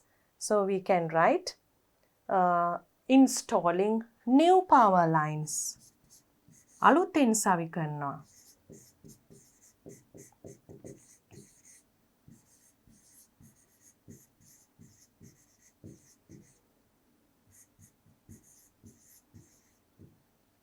Now write an announcement on your own. Now we have another activity to read about some animals. And before we read about those animals, let's talk about what endangered animals or animals who are going to be extinct mean. Because the topic of your reading task is animals on the verge of extinction. ඒ කියන්නේ වඳවීමට ඉතාම ආසන්න සත්තු ගැන තමයි අපිට දැන් කියවන්න තියෙන්නේ. පුතාලා දන්නවා මොකද සමහර සත්ත්ව විශේෂ වඳ වෙන්නේ කියලා. Why do some species of animals are endangered? Maybe because of excessive hunting, population growth. ඒ වගේ විවිධ හේතු තියෙනවා. ජනගහන වර්ධනය. එතකොට I said excessive hunting as a sport. ඒ වගේ විවිධ හේතු, agricultural reasons බලපානවා endangered. ඒ කියන්නේ සත්ව විශේෂ තර්ජනයකට ලක් වෙලා තියෙනවා වඳවීමේ තර්ජනයකට. In Sri Lanka we have Nillu rat, jungle shrew. They are endemic species to Sri Lanka, ආවේනිකයි. Then blue whale and Asian elephant. Let's look at the world context, global context in your reading task. අපි ලෝකේ පුරාම වඳවීමේ තර්ජනයට ලක් වෙන සත්තු ගැන තමයි මේකේ කියවන්නේ. Let's see what we have to specifically remember when we read these passages. You have to write their habitat. Habitat means where it lives. ඒගොල්ලන්ගේ වාසස්ථාන. The reason for it being endangered. මොන හේතුව නිසාද මේ සත්තු වඳවීමේ තර්ජනයට මුහුණ දීලා තියෙන්නේ කියලා. Keeping that in mind, let's start reading. You read with me. Animals on the verge of extinction. On the verge of කියන්නේ ඔන්න මෙන්න ඉතාම ආසන්නයි වඳවීමට. First start with polar bears. You can see polar bears in this picture. I hope you like these animals.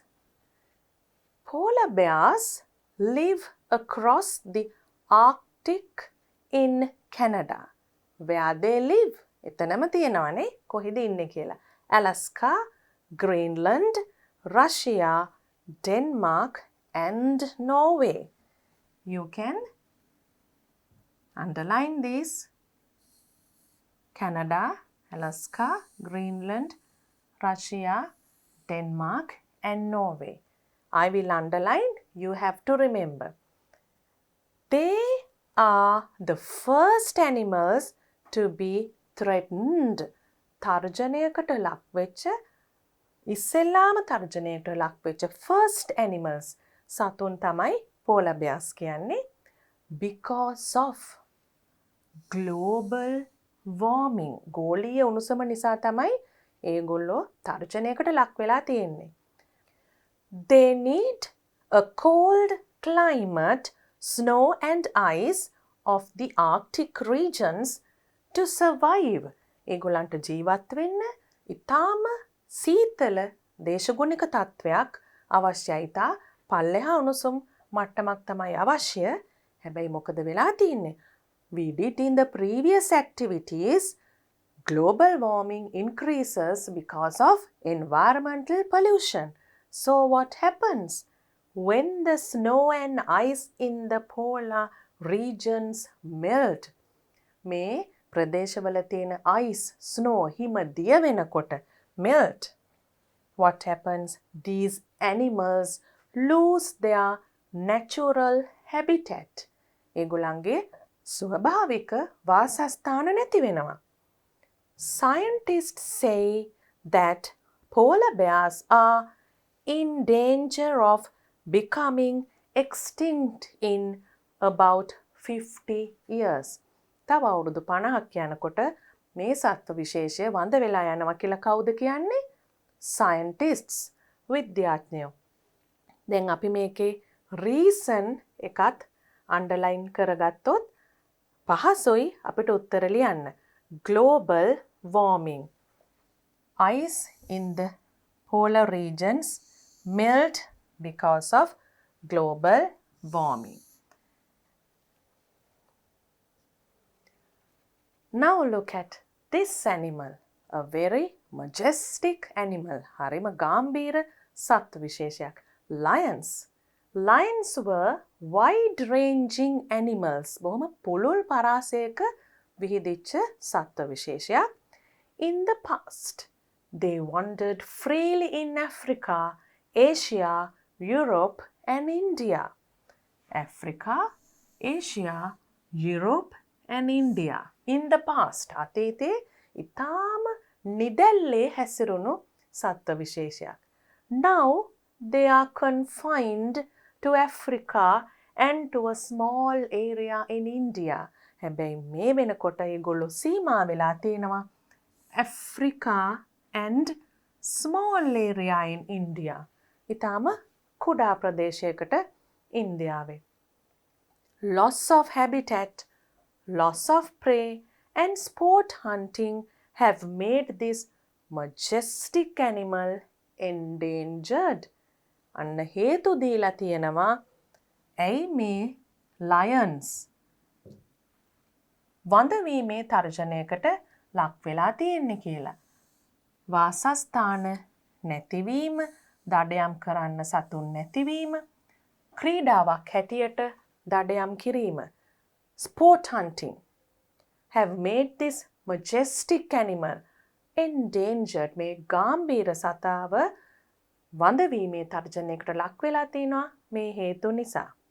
Scientists warn that if these activities are to continue, අපිට හැමතිස්සෙම පරිසරය සම්බන්ධ විද්‍යාඥයෝ අවවාද දෙනවා, warnings දෙනවා, අනතුරු හඟවනවා, that if these activities are to continue, මේවා තවදුරටත් පවතුනොත් මේ වගේ ක්‍රියාවන් මොකද වෙන්නේ? African lions could very well be extinct by 2050. Only a few years more for this animal to be extinct. You can see blue whales in this picture. Blue whales live in all the oceans except කියන්නේ හැර. හැම සාගරයකම ඉන්නවා එකක හැර. The polar seas. They have become endangered due to being hunted for blubber and body parts. ඒගොල්ලන්ව දඩයන් වෙනවා. ඒගොල්ලන්ගේ මේ තියෙන blubber කියන්නේ the fat of sea mammal, oil එහෙම හදන්න පාවිච්චි කරන ඒගොල්ලන්ගේ ඇඟේ තියෙන substance එකක් නිසා, ශරීරයේ කොටස් නිසා ඒගොල්ලන්ව දඩයම් කරනවා. ඒක තමයි ප්‍රධානම හේතුව. The main reason for this animal to be extinct. For this reason, they have been declared protected animals since 1966. ඒගොල්ලන් ආරක්ෂිත සතුන් හැටියට 1966 සිට ප්‍රකාශ වෙලා තියෙනවා. Global warming also harms blue whales. This reason also affects the blue whales to be extinct. Also harms the whales. Temperature changes in water due to global warming may induce migration to wrong places where food supply could be low. Then global warming නිසා උණුසුම වැඩි වෙනකොට මොකද වෙන්නේ? ඒගොල්ලන් වෙනත් ස්ථානවලට යනවා. Migration to wrong places. හැබැයි යන්නේ හරි තැන්වලට නෙමෙයි. Where food supply could be low. A තැන්වලට blue whale කියන සතුන්ට අවශ්‍ය ආහාර අඩු තැනකට තමයි යන්නේ. එතකොටත් ඒ සත්ව විශේෂය වඳ වෙලා යනවා. But what is the reason? Global warming. You can see what a lot of effects that are created from environmental pollution. It is believed that 10,000 to 25,000 blue whales swim in the oceans of the world. Next, we have about elephants. We all like elephants. Let's see what's going to happen to them. Elephants, world's largest animal on land. මහ පොළොවේ වාසය කරන ලොකම සතා කියලා පුතාලා පුංචි කාලේ ඉඳලම දන්නවනේ. Are now listed as endangered. වඳ වීමේ තර්ජනයට ලක් වෙලා ඉන්නවා. The Asian elephant, which lives in South and Southeast Asia. එතකොට අපි ඉන්න රටවල් අයිති වෙනවා South and Southeast Asia is threatened due to high human population in the region. ඒගොල්ලන්ගේ වඳවීමේ ප්‍රධාන හේතුව high human population අධික ජනගහනය. ඒ නිසා ගොඩාක් වනාන්තර අඩුවීම. You remember we did in the interview script about deforestation in a previous activity. Day by day, due to the clearance of land for settlements. මොනවටද මේ වනාන්තර එලි කරන්නේ? ජනාවාස ඇති කරන්න. එතකොට due to highly increasing population, they lose their natural habitat. Settlements, agriculture, කෘෂිකර්මාන්තය වෙනුවෙන්, and development projects, සංවර්ධන ව්‍යාපෘති. The African elephant is endangered mainly due to poaching for ivory. African elephant, there is another reason for that elephant, that type of animal to be extinct. Poaching for ivory. ඇත්දලවලට දඩයම් කිරීම නිසා තමයි ඇෆ්‍රිකාවල ඉන්න elephants ලට මේ තර්ජනය ඇති වෙලා තියෙන්නේ. Now let's fill in this. It's easy now because I think you remembered them while reading. Read the descriptions and complete the table. Again, we are transferring information from a description to a table. Then you write them in point form. We have the polar bear, blue whale,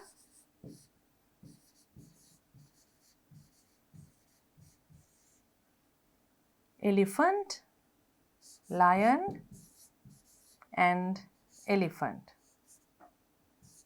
Especially we did about Asian elephant. Okay, we'll go back and check what the answers are. You remember the reason is global warming and the places are Canada, Alaska, Greenland, Russia, Denmark, and Norway. The Arctic in. You can write all. We will write a few here, but you can look at the book and write all. Arctic in Canada, Norway, like that. You have to write the names of all the places. Then the reasons for it being endangered is global warming.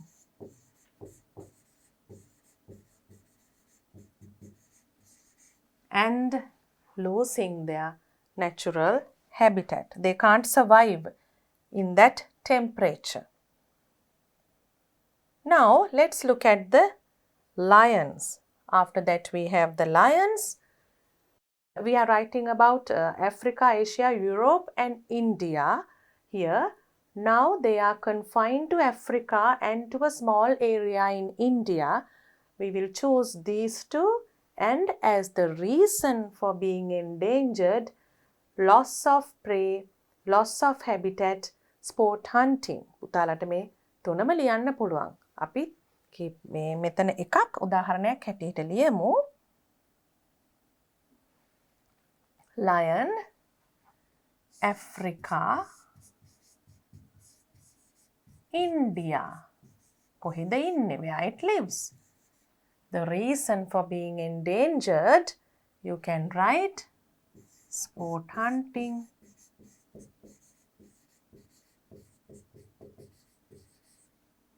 loss of habitat, ඒ වගේ reasons. Then we'll look at the blue whale. They are being hunted for blubber and body parts. That is the reason. And where they live, all oceans except the polar seas. All oceans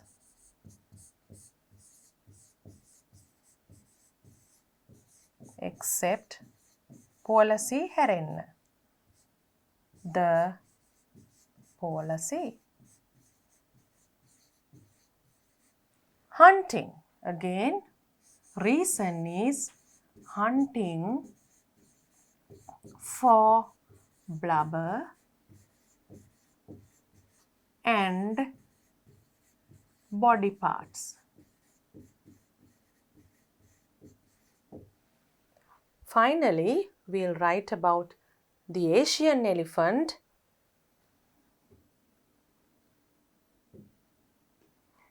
Where they live, South Asia and Southeast.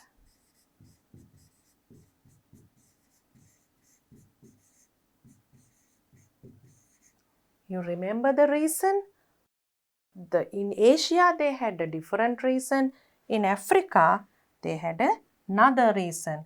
In Asia, high human population in the region, deforestation, forests are decreased day by day to the clearance of land for settlement, agriculture, development projects. So you can write increase of population, agriculture and development project. Deforestation. So we will write a few here.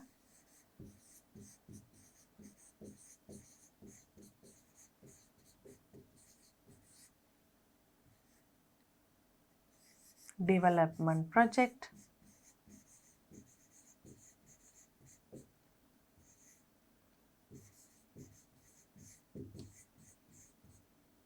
They are interconnected. මේවා එකිනෙකට සම්බන්ධයි මේ ඔක්කොම reasons. But you can write a few like this here. And what's the next activity based on that? Match. Matching activity.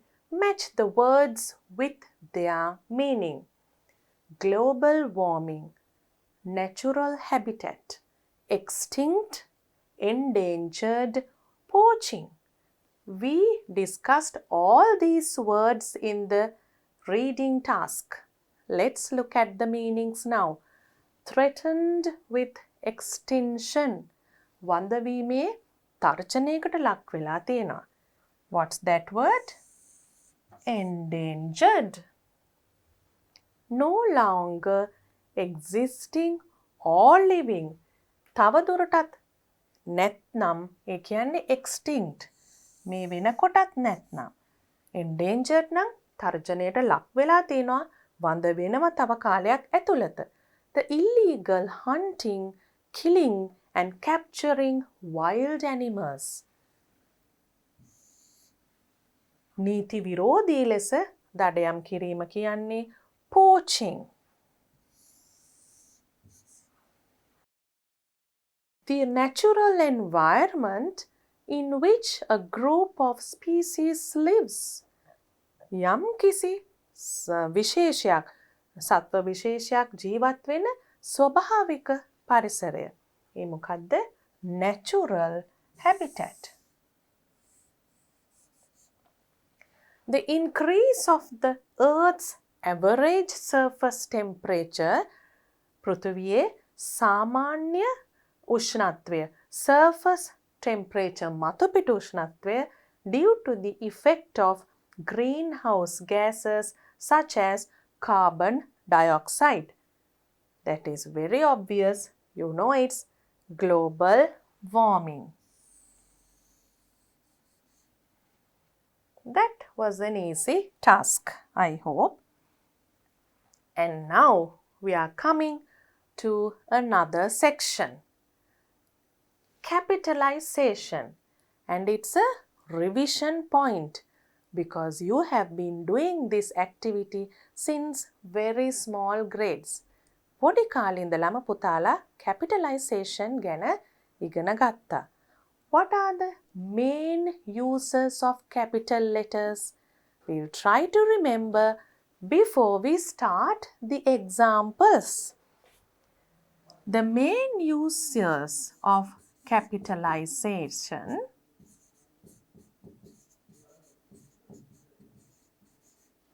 as you remember from small grades are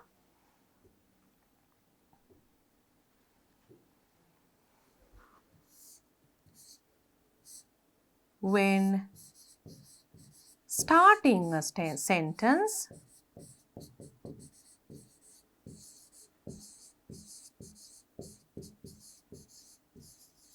always you start a sentence or a question with a capital letter. Then you know you have emphasis. යමක් විශේෂිතව ප්‍රකාශ කරන්නු නාම example titles, initials, يعني Mr. Mrs. වගේ titles, initials. That's another one. Emphasis. There is another use to distinguish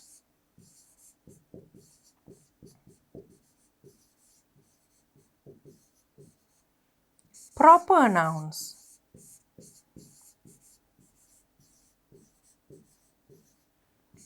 from common nouns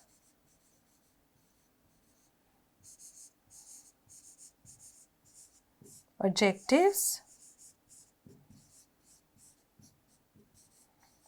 ඒ කියන්නේ distinguish කියන්නේ වෙන් කර හඳුනා ගන්න proper nouns පුතාලට මතකයි යම් කිසි ස්ථානයක නමක් එතකොට ඒවා වෙනත් nouns වලින් adjectives වලින් වෙන් කර හඳුනා ගන්නත් අපි capital letters පාවිච්චි කරනවා ඒ වගේ විවිධ මේ මූලික අවස්ථා ටිකක් මම මතක් කරේ පුංචි කාලේ කරපු දේවල්මයි පුතාලා.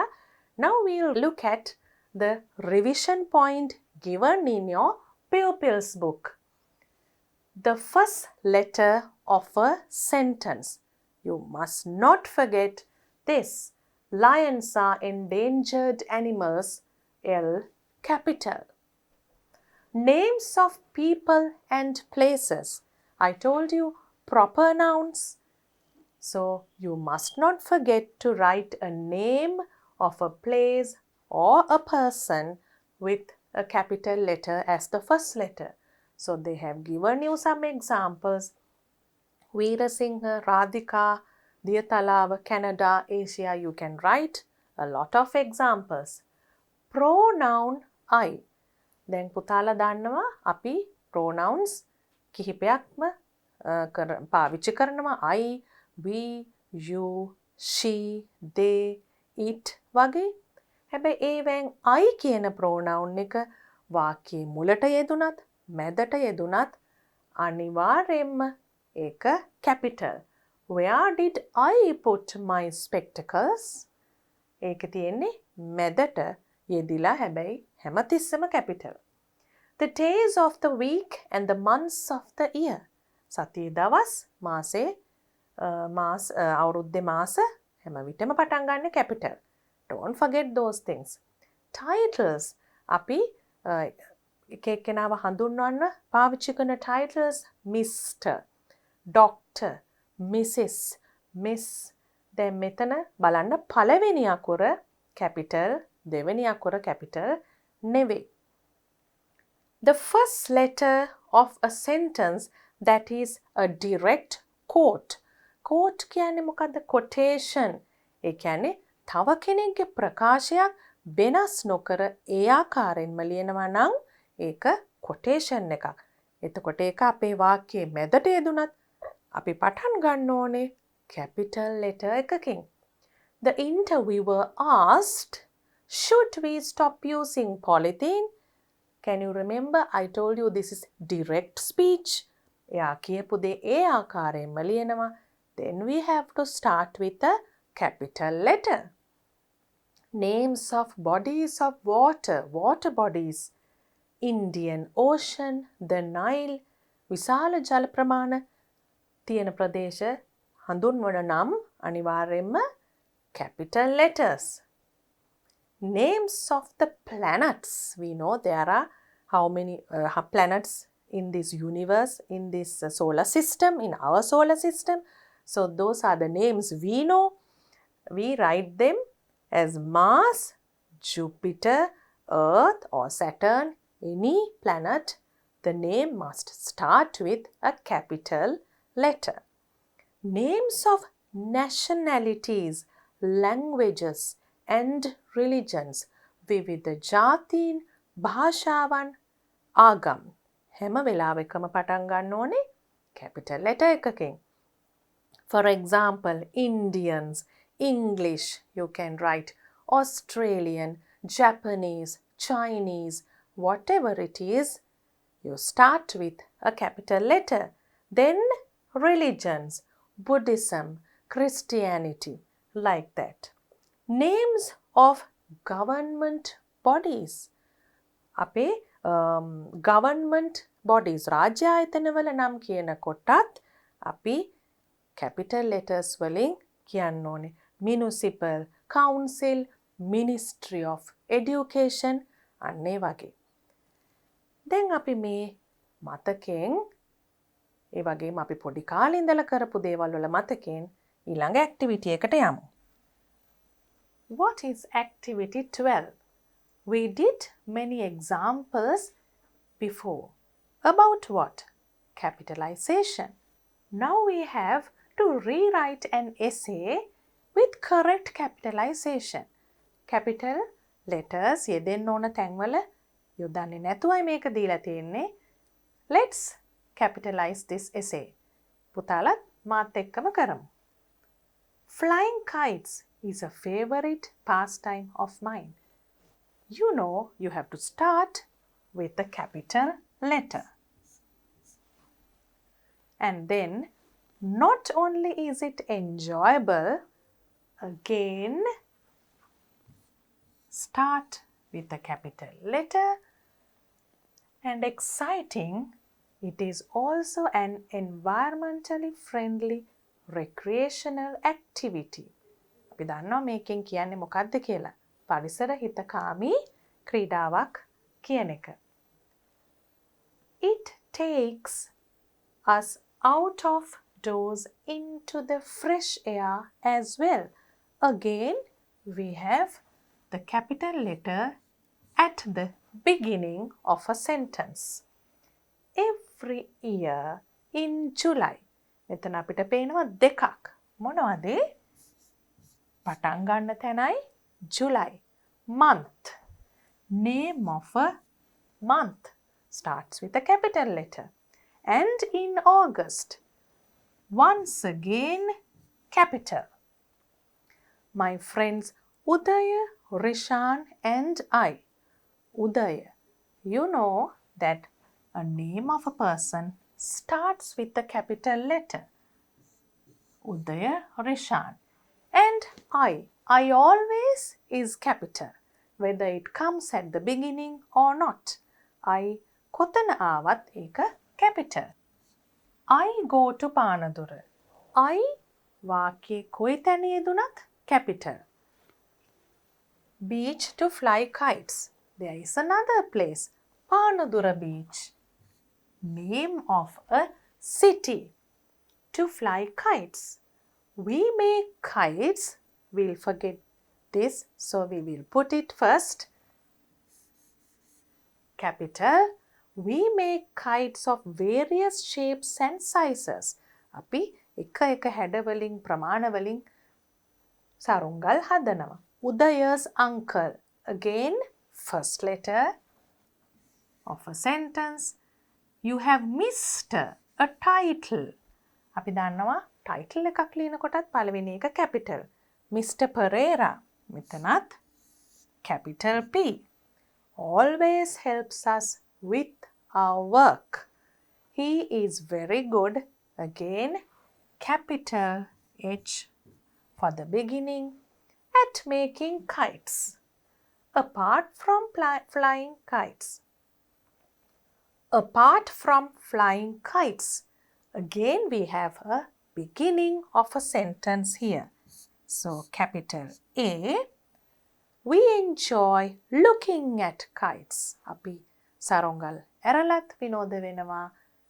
සරුංගල් අරින හැටි බලන් ඉඳලත් විනෝද වෙනවා. It is so exciting to see. Again, we have a capital letter. It is so exciting to see many colorful kites fluttering in the sky. We usually select. Again, we have a capital letter here instead of the simple letter. Select Sundays, name of a day. Sunday. We always write a capital letter because that's when you can see the most beautiful collection. ඉරිදාට තමයි ලස්සනම සරුංගල් එකතු දකින්න තියෙන්නේ. Orishan says. Again, we have the first letter. It's a name and the beginning of the sentence both, that the Chinese believe. Chinese. අපි දන්නවා රටක් ගැන, ජාතියක් ගැන කියනකොට capital. Believe that මොනවද චීන ජාතිකයෝ විශ්වාස කරන්නේ? Looking up at a kite improves your eyesight. සරුංගලයක් දිහා බලන් ඉන්නකොට අපි ඇස් පෙනීම වැඩි වෙනවා කියලා. දියුණු වෙනවා කියලා. I think we are fortunate. I. කොතනදී ආවත් I capital. That Sri Lanka is an island. Sri Lanka. Country. So both these letters have to be capital. Surrounded by the Indian Ocean. You remember water bodies. Indian Ocean. So we have I and O. That is why we have beginning of the sentence, a plenty of wind to fly kites. දැන් පුතාලත් මාත් එක්කම මේ capital letters ටික දාන්න ඇති. අමතක නොකර මේ විදිහටම capital letters පාවිච්චි කරන්න ඕනේ පුතාලා ලියනකොට. Another practice for capitalization. Activity 13. Rewrite these sentences using capitals where necessary. දැන් දුවල පුතාලා මේ where necessary කියන දේ ඉතාම වැදගත් කොටසක් instruction එකක කියන එක අමතක කරන්න බෑ. වෙන තැන්වලත් එනවා මේ where necessary කියන දේ instructions වල. ඒ කියන්නේ අවශ්‍ය තැන්වල විතරයි. First one. Scientists have not yet found out if Mars holds favorable climatic conditions. ඒ කියන්නේ Mars ග්‍රහලෝකයේ අඟහරු ග්‍රහලෝකයේ මේ වෙන විටත් හොඳ දේශගුණික තත්ත්වයක් අපිට මනුෂ්‍ය වාසයට සුදුසු එකක් තියෙනවද කියලා විද්‍යාඥයෝ හොයාගෙන නැහැ කියන එකනේ. Have not yet found to support life on it. Now what are the words you will capitalize? Let's do it together. You start writing now. I'm sure you have started writing this with a capital letter because it's the beginning of the sentence. අනිවාර්යයෙන්ම පටන් ගන්න ඕනේ capital එකෙන්. ඒ වගේම planet ග්‍රහලෝකයක නමක් capital M to support life on it. Second one, the municipal council, government bodies. The, starting a sentence, then capital M, municipal council, takes our garbage to recycling centers every Saturday. ප්‍රතිචක්‍රීකරණ මධ්‍යස්ථානවලට ගෙනියනවා අපද්‍රව්‍ය කවදටද? Saturday. Name of a day, capital. The river Nile. You remember water bodies? So this river is capital R. Nile N. Originates in පටන් ගන්නෙ කොහෙන්ද? East Africa. එතකොට ඒකත් රටක් අනිවාර්යෙන්ම පටන් ගන්න ඕනේ proper noun, capital letter, direction, capital letter, flows through many countries including Nile ගඟ ගලාගෙන යනවා රටවල් කිහිපයක් කරහා මොනවද? We have to write all these names of countries starting with a capital letter. Ethiopia, Egypt, and empties its water into the Mediterranean Sea. Again you have empties. කොතනින්ද Nile ගඟ සාගරයට එකතු වෙන්නේ? M, water bodies. Mediterranean Sea. මධ්‍යධරණී මුහුද කියන එක. Not only in the activities like this. දැන් පුතාලා මේ activity එකකින් capital letters අමතක කරන්න බෑ. When you write your essays, your answers to reading comprehension questions, notes, ඒ මොන activity එක වුණත් අවශ්‍ය තැනදී capital letter එක දාන්න මතක තියාගන්නම ඕනේ.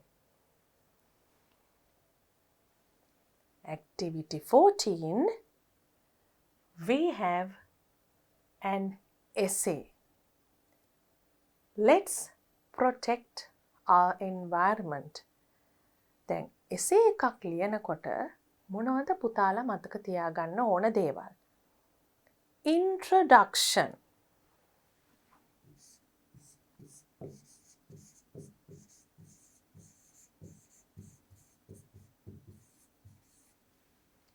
ඉස්සෙල්ලාම අපි හැඳින්වීමක් දෙන්න ඕනේ අපේ මාතෘකාවට. අනිවාර්යෙන්ම. ඒක සාමාන්‍යයෙන් කරන්නේ අපි ලියන්න යන කරුණු වලට අනුව මොන වගේ හැඳින්වීමක්ද කියලා මුලින්ම හිතලා තමයි ලියන්නේ. Then I will skip a few steps here and write the conclusion. ඒ කියන්නේ අනිවාර්යෙන්ම හොඳින් අවසාන කරන්නත් ඕනේ කියපු කරුණු වලට අනුව. Then when you write the introduction, you have to write the facts, points. දැන් අපි රචනාවට අදාළ කරුණු ලියන්න ඕනේ paragraph කිහිපයකට බෙදලා. අපි දැනට හිතමු ලේසි වෙන්න මේ කියන්නේ body of the essay.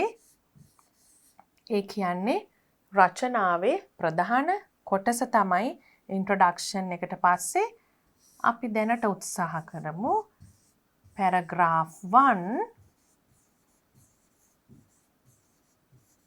ඒ කියන්නේ පළවෙනි paragraph එක, paragraph 2,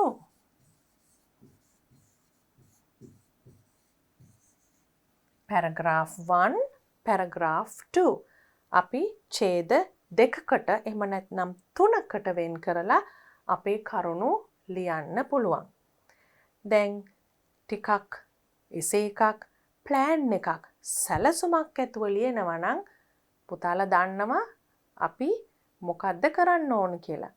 මතකයිද අපි ලිව්වා our challenges කියලා essay එකක්. speeches ලිව්වා, essays ලිව්වා. ඒවා ලියනකොට අපි පාවිච්චි කරේ මොකක්ද? මතක් කරගන්න challenges කියන්නේ ස්පීච් එකක්. ඒ වගේම අපේ රට ගැන Great ලංකා යුනිට් 3 කරනකොටත් අපි අපේ රට ගැනත් ලිව්වා. එතනදී essays speeches කරනකොට එක දෙයක් අපි පාවිච්චි කරා. Let's see whether you remember. A mind map.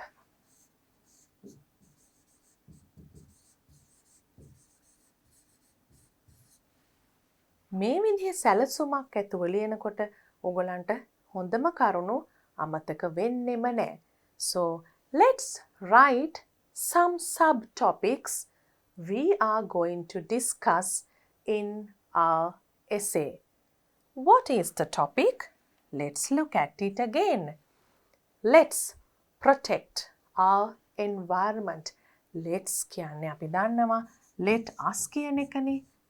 එතකොට let us කියන්නේ අපි පරිසරය සුරකිමු. එතකොට ඔයා පණිවිඩයක් දෙන්න ඕනේ හැමෝටම දැනෙන විදියට. මොකද පරිසරය කියන්නේ අපි හැමෝගෙම දෙයක්. So you have to write in such a way that others are encouraged to protect the environment. Now let's see what we can have. What are the key points we can include in our essay? මම පුතාලට කියලා තියෙනවා ඒක වගේම ඕගොල්ලන් අහලා ඇති මේට ඉස්සෙල්ලා කරලත් ඇති සිංහල රචනාවල් ලියනකොටත් කරලා ඇති අපි හොඳ quotation එකකින් පටන් ගන්නවා.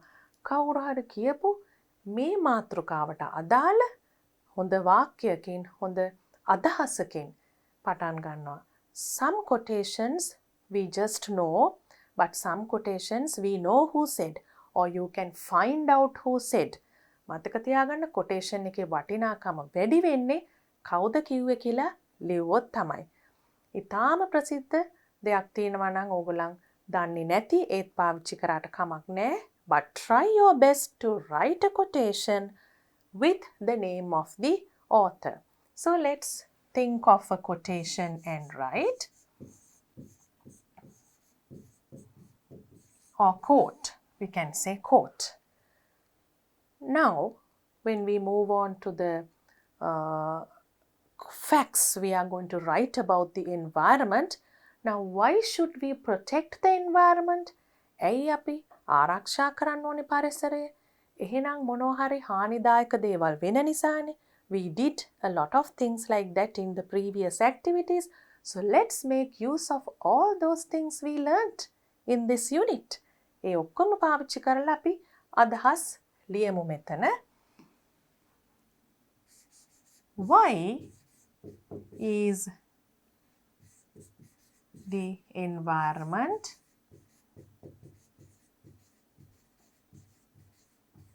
important?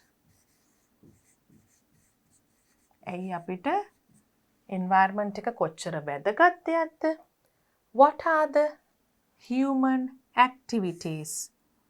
What are the threats to the environment? මොන වගේ තර්ජනද තියෙන්නේ අපේ පරිසරයට? මොන වගේ මනුෂ්‍ය ක්‍රියාකාරකම්ද මේවට බලපාන්නේ? Human activities.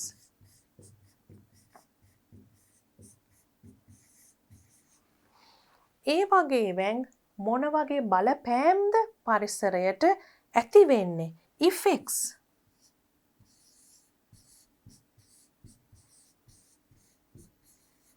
Effects on the environment. ඒ වගේම අපිට ලියන්න පුළුවන් what should we do to protect our environment?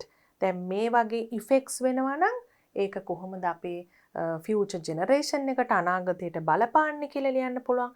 ඒ වගේම අපි අනිවාර්යයෙන්ම ලියන්න ඕනේ එහෙනම් මේ දේවල් වළක්වන්න අපි මොනවද කරන්න ඕනේ? එහෙම නොකරොත් මේ වෙන්නේ මොනවද? So we will move on to write about effects, and then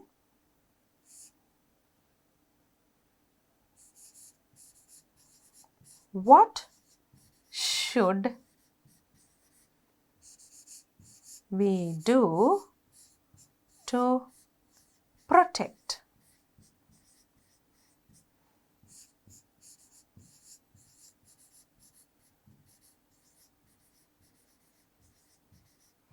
ඒ කියන්නේ අපි as individuals අපි තනි තනිවෙන් අපේ ප්‍රදේශයේ ඉන්න අය එකතු වෙලා අපිට කුඩා කණ්ඩායම් වශයෙන් හෝ තනියෙන් මොනවද මේ වගේ දේවල් වලට කරන්න පුළුවන්. environmental pollution නවත්තලා protect කරන්න අපි individual contribution එකක් වගේම we need a large scale contribution from large organizations. එතකොට අපිට ඒව ගැනත් කියන්න පුළුවන්. අපිට තනියෙන් කරන්න දේවලුත් තියෙනවා. organizational level එකෙන් කරන්න දේවලුත් තියෙනවා.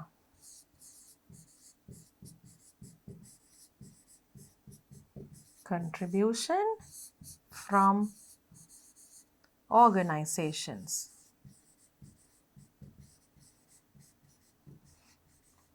Then also when you write these things, it's a must to write or give a message to the society finally, because it says let's protect. So you have to make others feel, yes, we should protect our environment. අපි අපේ පරිසරය රැක ගන්න ඕනේ කියන අදහස එන්න නම් අපි හොඳ පණිවිඩයක් සංක්ෂිප්තව දෙන්න ඕනේ මේ ඔක්කොම කරුණු වෙන වෙනම කතා කරත්. So a message, moral to the society, to the reader. So based on these key points, let's expand and write an essay.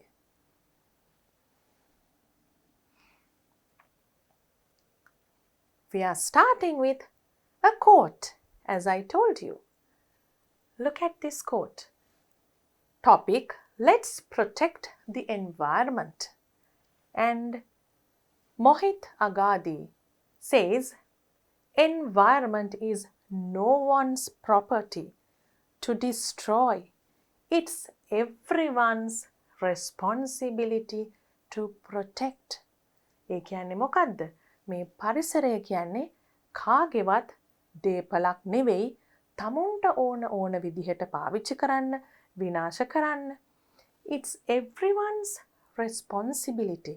මේක හැම දෙනාගේම වගකීමක් ආරක්ෂා කරන එක. ඒකේ ඉතා වටිනා අදහස් දෙක තුනක්ම තියෙනවා. අපි ඒවත් පාවිච්චි කරනවා අපේ එසේ එකේදී. හැබැයි හරිම ලස්සනයි මේ වගේ quotation එකකින් පටන් ගන්න පුළුවන් නම්. You can even write a quotation in the middle of the essay or at the end of the essay. Today I have chosen to write it at the beginning of the essay. We all need a clean environment to live a healthy life. අපිට සෞඛ්‍ය සම්පන්න ජීවිතයක් ගත කරන්න ඉතාම පිරිසිදු පරිසරයක් අවශ්‍යයි. As the healthy life, සෞඛ්‍ය සම්පන්න ජීවිතයක්. As the above quote suggests, දැන් අපි නිකම්ම මේක ලියලා ඊට පස්සේ අපේ රචනාව අපිට ඕන විදිහට ලියන් යනකොට මේක නිකන් පිටින් එල්ලපු දෙයක් වගේ. You have to connect it to the quotation you chose. ඔයගොල්ලන් දන්නවනේ සිංහලෙන් ලියුවත් අපි ලියන දේ තව කෙනෙක්ගේ ප්‍රකාශයකට සම්බන්ධ කරේ නැත්නම් ඒකේ වටිනාකමක් නැහැ. So you call these type of things. Can you remember the word I used before? Cohesion. අපි ලියන ඒවා අතර තර්කානුකූලව සම්බන්ධයක් ඇති කරන එක cohesion. So you write, as the above quote suggests, මේ ප්‍රකාශයේ අදහස් වෙන විදිහට, we have no right, අපිට කිසිම අයිතියක් නැහැ, to destroy. No right. කිසිම අයිතියක් නැහැ. To destroy our environment. අපේ පරිසරය විනාශ කරන්න කිසිම අයිතියක් නැහැ. Again, cohesion. සම්බන්ධ කරනවා. මේ කියපු දෙයට ඊළඟට කියන්නේ අදහස වෙන විදිහේ දෙයක්. However, ඒ උනත් it is sad to mention, හරිම කනගාටුදායකයි මෙතන සඳහන් කරන්න, mention that there are many people in the world who misuse our environment. ඒ කියන්නේ මොකද්ද? දැන් මේ අපිට පිරිසිදු පරිසරයක් අවශ්‍ය වුණාට ඉතා කනගාටුදායකයි මෙතන සඳහන් කරන්න ගොඩාක් මිනිස්සු misuse කරනවා. ඒ කියන්නේ අභාවිත කරනවා our environment forgetting that. දැන් අපිට our environment කියන තැනින් මේක නතර කරන්නත් පුළුවන්. හුඟක් දිගට පුතාලට වාක්‍ය ලියන්න අපහසු නම් පුළුවන් කෙනෙක් ඉන්නවා නම් misuse our environment කියන තැනින් නවත්තන්න නැතුව තව පොඩ්ඩක් දුර යන්න පුළුවන්. මේ අභාවිත කරන දේ ගැන පොඩි විස්තරයක් forgetting that අමතක කරලා or it belongs to all living beings. සියලුම ජීවීන්ට මේක අයිති දෙයක් බව අමතක කරලා සමහරු මේක අභාවිත කරනවා කියන එක.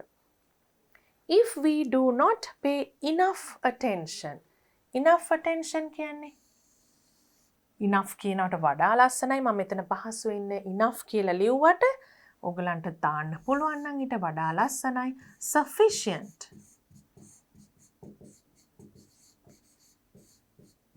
It's a better word than enough. Enough attention to this issue. අවශ්‍ය ප්‍රමාණයට අවධානයක් attention කියන අවධානය යොමු කරන්නේ නැත්නම් if we do not pay අපි pay තැන ඉඳන්ම underline කරමු. මොකද paying attention කියලා කියන්නේ අපි අවධානය යොමු කිරීම කියන එකට. pay කියන verb එක. If we do not pay enough attention to this issue we will have to මොකද්ද වෙන්නේ? face serious consequences. ඊටම බරපතල ප්‍රතිඵලවලට අපිට මුහුණ දෙන්න වෙනවා කියන එක. Next, look at the body of the essay. Now we have done the introduction. අපි හැඳින්වීමක් කරා පරිසරය මොන වගේ පරිසරයක්ද අපි නාස ඒකට මොන වගේද අපි සලකන්න ඕනේ මොන වගේ ආකල්පයක්ද පරිසරය ගැන තියෙන්න ඕනේ. No, we can't consider it as our own property, but we sometimes forget that. ඒ ආකල්පය හරියට නැති නිසා මිනිස්සුන්ට අමතක වෙලා පරිසරය විනාශ කරන හැටි ගැන හැඳින්වීමක් තමයි ඉස්සෙල්ලම කරේ. Introduction is over. Now let's move on to the body of the essay. We have to write more facts in the body of the essay. Humans destroy the environment knowingly or unknowingly. ඒ කියන්නේ මොකක්ද? දැනුවත්ව හෝ නොදැනුවත්ව මිනිස්සු පරිසරය විනාශ කරනවා. You can write another nice way, write this in another nicer way.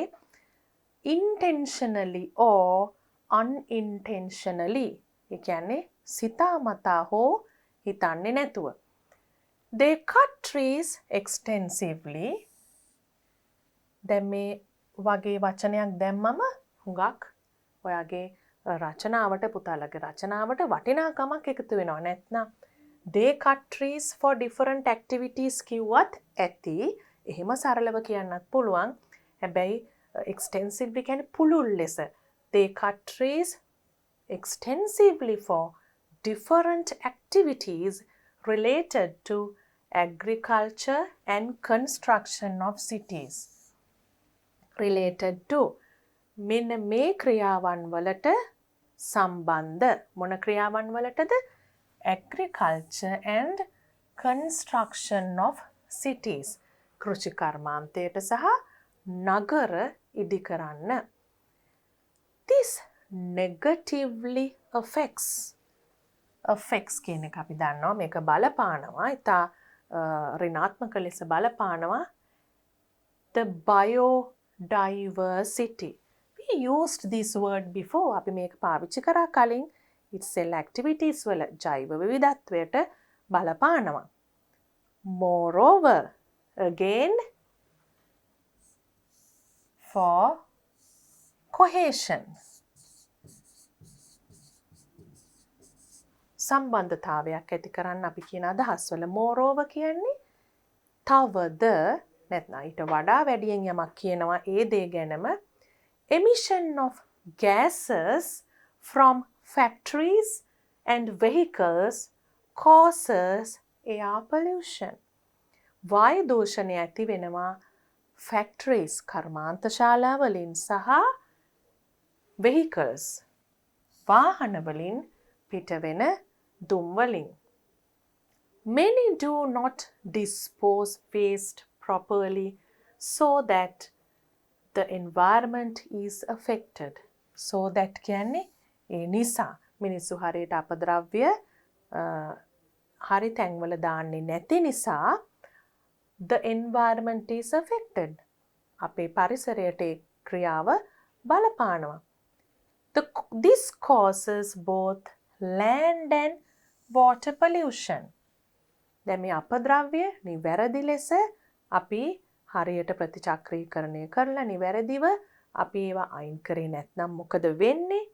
Land and water pollution දෙකම වෙනවා. Land pollution mainly results in making us unhealthy. අපිව අපේ සෞඛ්‍ය සම්පන්න බව නැති කරලා දානවා. And pollution of the ocean සාගරය දූෂණය වුණාම මොකද්ද වෙන්නේ? Destroys marine life. මුහුදු ජීවීන් සාගර ජීවීන් නැති වෙලා යනවා. Overall අන්න ආපහු cohesion වලට අදාළ වචනයක් overall සමස්තයක් ලෙස. moreover කිව්වේ මොකද්ද? තවද. දැන් අපි මේ කියපු පැරග්‍රාෆ් එක මේ ඡේදයේ තියෙන දේවල් හරියට ඉවර කරන්නේ මෙන්න මේ වගේ වචනකින් overall අපිට ඒක මුළු essay එකේම අවසානයේත් පාවිච්චි කරන්න පුළුවන් වචනයක්. මෙතනත් පුළුවන්. Pollution affects the climate globally. දැන් මේ මුළු ඔක්කොම විතරක් නෙමෙයි overall සමස්තයක් හැටියට මුළු ලෝකේම දේශගුණයට බලපානවා කියන එක. globally. Now, we have the next paragraph. Therefore, it is of vital importance.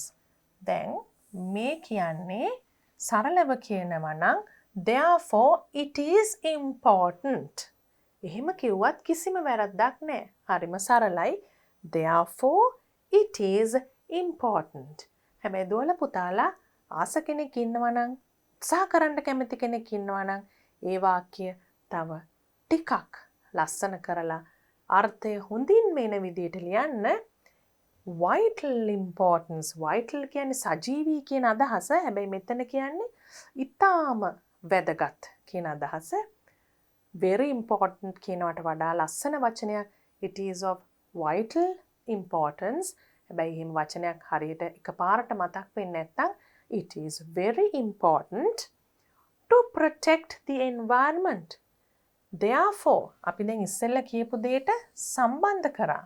cohesion මේ globally climate change එකට බලපාන නිසා පරිසරය ආරක්ෂා කිරීම ඉතාම වැදගත්.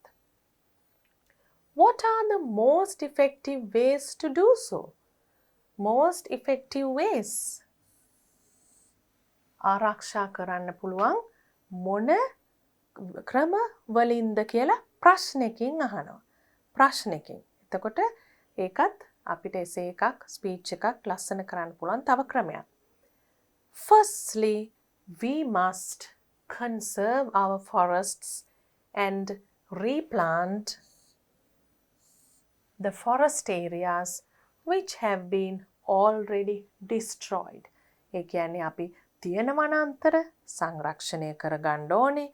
ඒ වගේම replant. ඒ කියන්නේ මොකද්ද?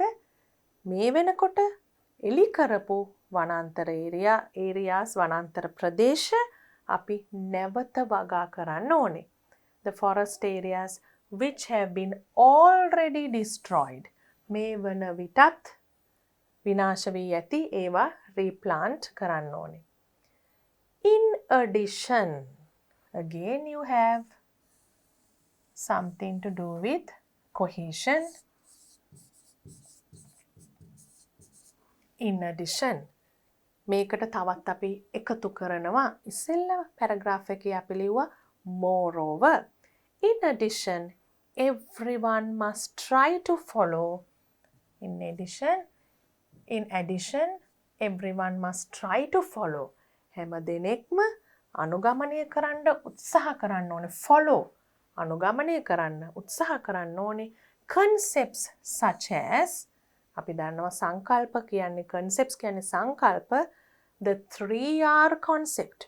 You know it because we wrote about the 3R concept where we reduce, reuse and recycle.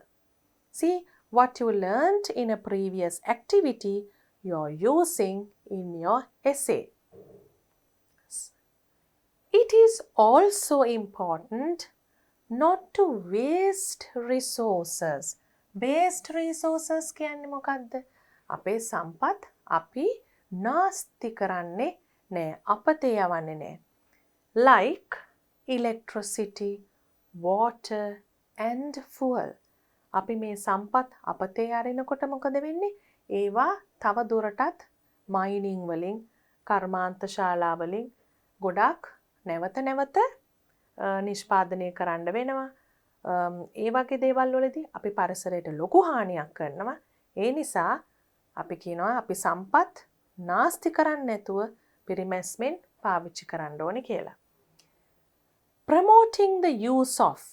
දැන් අපි ජනතාව අතර ප්‍රචලිත කරන්න ඕනේ මොන වගේ දේවල්ද? පරිසරය protect කරන්න, පරිසරය ආරක්ෂා කරන්න. Use of public transport.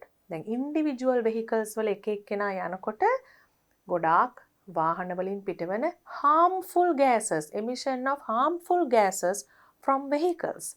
So if many people go in one vehicle, it becomes very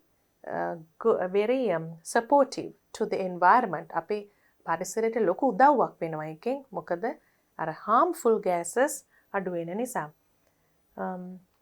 And then walking. පුළුවන් තරම් ඇවිදිනවා නම් පොඩි දෙයකටත් වාහනේ යන්නේ නැතුව. Cycling, another good activity. So walking and cycling, it improves your physical fitness too. Using eco-friendly products. We did this many times now. මේක නම් දැන් පුතාලා හොඳටම දැනගන්න ඕනේ. අපි ගොඩාක් අවස්ථාවල පාවිච්චි කරා. පරිසර හිතකාමී ද්‍රව්‍ය. Not only products, even vehicles. You know, we have electric cars as well. So they are very eco-friendly. Products will contribute immensely. මේ පරිසර හිතකාමී දේවල් පාවිච්චි කරනකොට ඒක දායකත්වයක් දක්වනවා. මොන වගේ දායකත්වයක්ද? ඉතා ඉහළ දායකත්වයක් කියන එක තමයි contribute immensely කියලා කියන්නේ. Contribute immensely in protecting the environment. එතකොට අපි මෙතන කතා කරේ මොනවද? කරන්න පුළුවන් දේවල් අපිට පරිසරය ආරක්ෂා කරන්න. Then we come to the conclusion. දැන් පුතාලා මතක් කරගන්න අපි body එකේ essay එකේ ඡේදවල මොනවද අන්තර්ගත කරේ. එහෙනම් conclusion එක කොයි වගේද ලියන්න ඕනේ? Can you remember in the mind map? Let's quickly go back to the mind map and see. Did we talk about all these things? Did we write a quotation? Why the environment is important? Because we have to live a very healthy life. Threats. What kind of threats are there for the environment? මොන වගේ තර්ජනද තියෙන්නේ? Deforestation ඒ වගේ දේවල්. Human activities. එතකොට මිනිස්සු මොන වගේ දේවල් කරාමද අපේ පරිසරයට හානි වෙන්නේ? Effects. මොන වගේ ප්‍රතිඵලද පරිසරයට ඇති වෙන්නේ? what should we do to protect the environment? අපි මොනවද කරන්න ඕනේ environment එක ආරක්ෂා කරන්න? තනි වශයෙන් organisation වශයෙන් තව add කරන්න පුළුවන් ඒ වගේ දේවල්. ඒ වගේම අපි කිව්වා message එකක්, moral එකක් දෙන්න ඕනේ කියලා. So, we can say in conclusion, අවසාන වශයෙන්, what is that? Cohesion. නිකම් අවසාන කරන්න නැතුව in conclusion වගේ වචනයක් phrase එකක් දාලා අවසාන වශයෙන් we all must remember අපි. Why? The topic is let us protect. So in the conclusion you have to say we all must remember. You are including yourself. මමත් ඇතුළුව අපි හැමෝම. One important thing. Save planet Earth for the future generations. අපේ පෘථිවිය අනාගත පරපුර වෙනුවෙන් ආරක්ෂා කරන්න. Save planet Earth for the future generations. අනාගත පරපුර වෙනුවෙන් ආරක්ෂා කරන්න. If we individually fulfill our responsibility, fulfill තනි වශයෙන් අපේ වගකීම්, responsibility කියන්නේ වගකීම්, towards the environment, පරිසරය කෙරෙහි අපේ වගකීම් individually fulfill කරොත්, තනි වශයෙන් සැපිරුවොත් towards the environment, it will happen effortlessly. නිරායාසයෙන්ම පරිසරය ආරක්ෂා වෙනවා. ඒ වගේම awareness programs. දැන් සංවිධාන වශයෙන් මොන වගේවද කරන්න ඕනේ? awareness programs, campaigns, ඒ කියන්නේ දැනුවත් කිරීමේ වැඩසටහන්, campaigns and community projects. දැන් අපි community projects උත් ගොඩාක් කරලා තිනවා. ඒ ගැන අපි ප්‍රජා සත්කාර වැඩසටහන් could enhance this process. ඒ කියන්නේ සමාජයක් හැටියට එකතු වෙලත් මේ වගේ දේවල් කරොත්, සංවිධානාත්මකව මේ වගේ දේවල් කරොත් අපි මේ පරිසරය ආරක්ෂා කරනවා කියන ක්‍රියාපිළිවෙල, වැඩපිළිවෙල, process එක වැඩියෙන් හොඳ වෙනවා, enhance වෙනවා, වැඩියෙන් සාර්ථක වෙනවා. So this is a way you can conclude your essay. You can think of other ideas as well by looking at this sample essay. මේ ලියපු උදාහරණය බලලා තවත් පුතාලගේ අදහස් එකතු කරන්න පුළුවන්. ලියන විදිය පොඩ්ඩක් වෙනස් කරන්න පුළුවන්. හැබැයි essay එකක් ලියන්න පුරුදු වෙන්නේ නම් ලියලා උත්සාහ කරලා බැලුවොත් විතරයි. essay එකක් කියුවා කියලා නම් ලියන්න පුරුදු වෙන්නේ. So you have to try and write your own essays. Write many essays if you can. So this is the final activity of Unit 4. It's a speaking activity. Discuss the statement given below. Engage in a debate. A debate. You know what a debate means? විවාදයක්. විවාදයක තියෙන්න පුළුවන් පැති දෙකක්. You can have ideas for the topic and against the topic. For the topic and against the topic. අපිට විවාදයක යම් කිසි අදහසකට එකඟ සහ විරුද්ධ කියන පැති දෙකෙන් තමයි කණ්ඩායම් දෙක හැදෙන්නේ. For අපි මේ දීලා තියෙන ස්ටේට්මන්ට් එකට එකඟව අදහස් ප්‍රකාශ කරනවා නම්, පක්ෂව අදහස් ප්‍රකාශ කරනවා නම්, we are from the proposition. The proposing team, යෝජක පිළ. If we are saying against the topic, අපි ඒ මාතෘකාවට විරුද්ධව කතා කරනවා නම් opposition.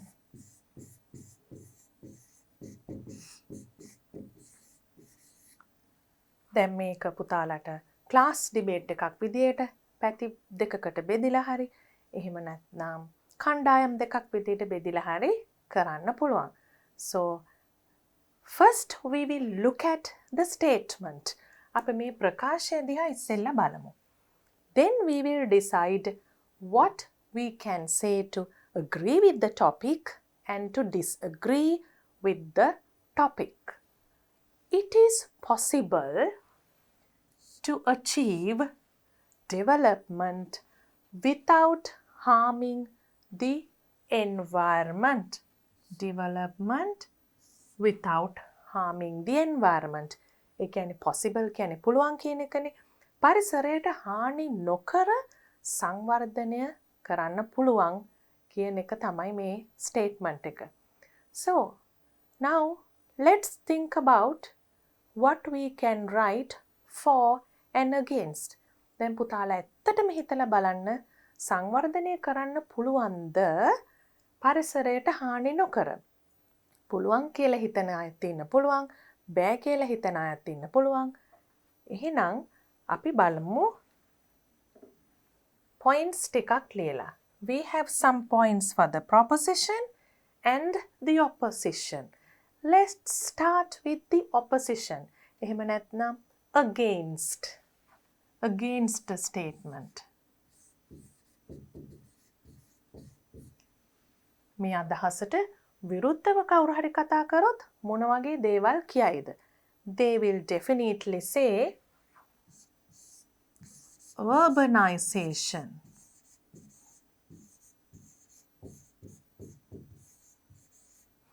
For urbanization, deforestation is needed. For urbanization,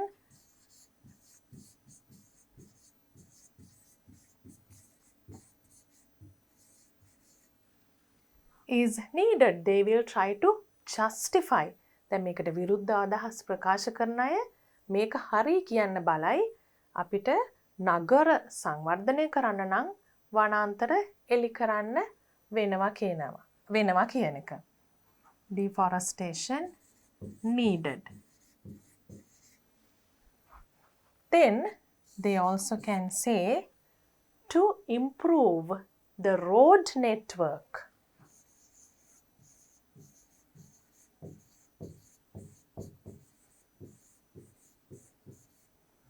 That is also done by deforestation. After deforestation, why? There has to be lot of area of forests cut for the improvement or the development of road networks. ඒ කියන්නේ මාර්ග පද්ධතිය දියුණු කරන්නත් අපිට ගස් කපන්න නැතුව බෑ කියලා තර්කයක් ගේන්න පුළුවන් මේ අදහසට විරුද්ධ වෙන අයගේ. Then they will say we need to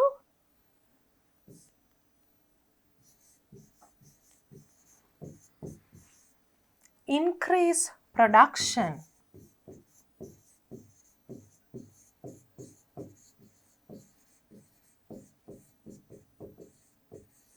We need to increase production by having more factories.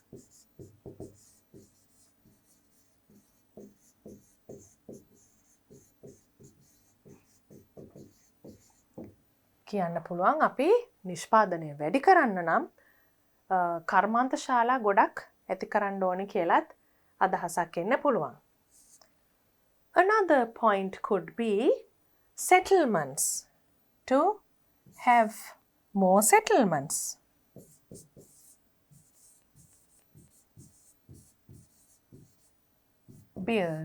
To have or build more settlements.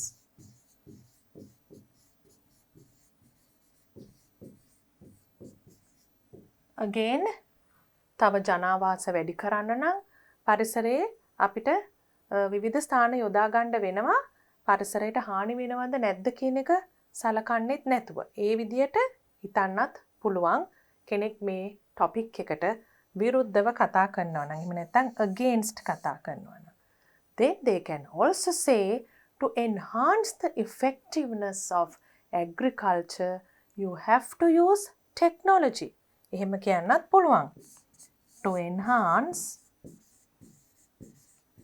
ඒ කියන්නේ කෘෂි කර්මාන්තය තවත් කාර්යක්ෂමව කරන්න තාක්ෂණය යොදා ගන්න අවශ්‍යයි කියලා එක. To enhance the effectiveness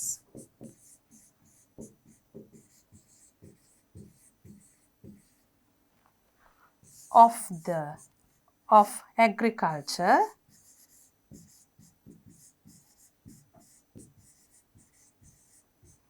more technology is needed.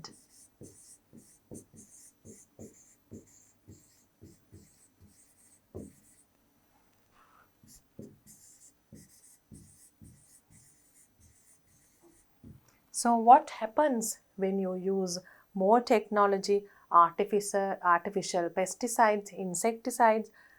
Lot of harmful effects are there for the environment.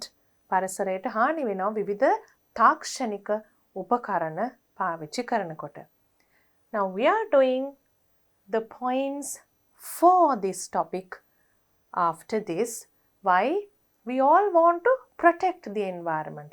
අපි හැමෝම කැමති පරිසරයට හානියක් නොවන විදියට සංවර්ධනය කරන්නේ කොහොමද කියන එක. දැන් අපි ඇත්තටම විවාදයක් කරනවා නම් ඩිබේට් එකක් කරනවා නම් අපිට කැමති දේම ලැබෙන්නේ නැහැ. නමුත් මෙතනදී අපිට අපි කැමති දේ අන්තිමට කරලා ඉවර කරන්න පුළුවන්. But if you get to debate actually, you will always not have the side you like. You will have to debate sometimes for a topic, but you are not really agreeing with that topic. Let's move on to the proposition. Now let's look at what we can write to support that topic for. That's the proposition side. අපි මේ මාතෘකාවට නැත්නම් ප්‍රකාශයට එකඟ වෙනවා නම් ලියන්න ඕන කරුණු මොනවද? For development, do we need to harm the environment? No. We can write examples like eco-cities. අපි දන්නවා අලුතෙන් ඉදි කරනවා පරිසර හිතකාමී නගර. ඒ වගේ ඒවා තියෙනවා. අපි green cities කියලාත් කියනවා. What are the features you have in eco-cities?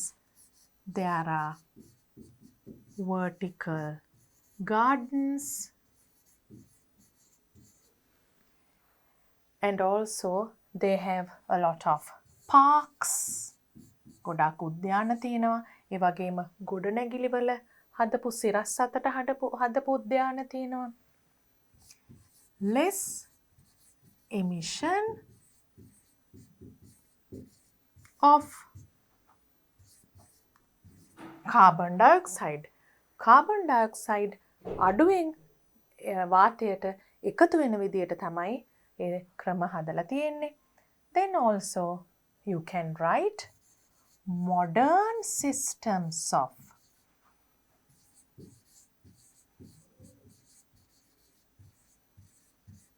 waste management. අපද්‍රව්‍ය කළමනාකරණය කිරීම. Waste management. පරිසරයට අවම හානියක් වෙන විදියට අපද්‍රව්‍ය කළමනාකරණය කිරීමත් eco cities වල ලක්ෂණයක් නැත්නම් green cities. Then you can think of the power sources. අපිට පුළුවන් සූර්ය ශක්තිය පාවිච්චි කිරීම, ජල විදුලිය පාවිච්චි කිරීම, සුළං බලය පාවිච්චි කිරීම වගේ උදාහරණත් කියන්න අපි සංවර්ධන ක්‍රියාවලට පරිසරයට හානියක් නොකර කරන්නේ කොහොමද කියන එකට. So we will write using solar power, windmills,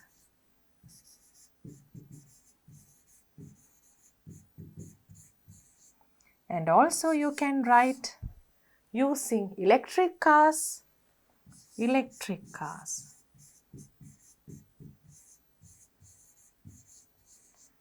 So there won't be emission of harmful gases to the environment.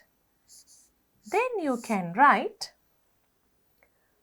developing rural areas. providing them with more facilities. අපි දුර පළාත් වඩාත් පහසුකම් සහිත ප්‍රදේශ බවට පත් කරාම මේ නාගරීකරණයට urbanization කියන එකට තියෙන අවශ්‍යතාවය අඩු වෙනවා. ඒ තුලිනුත් අපිට පුළුවන් පරිසරයට හානි වීම වළක්ව ගන්න. Developing rural areas, providing more facilities. Providing more facilities to rural areas.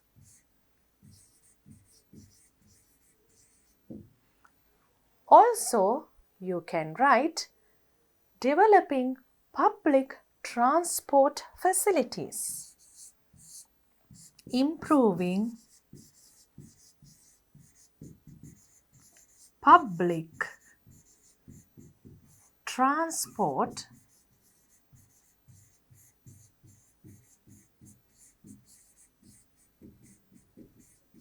facilities.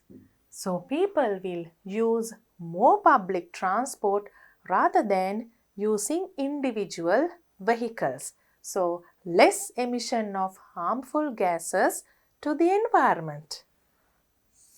Then you can write promoting eco-holidays and eco-friendly products. Promoting eco-holidays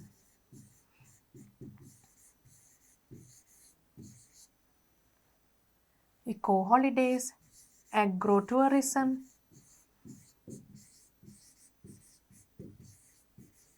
and eco-friendly products.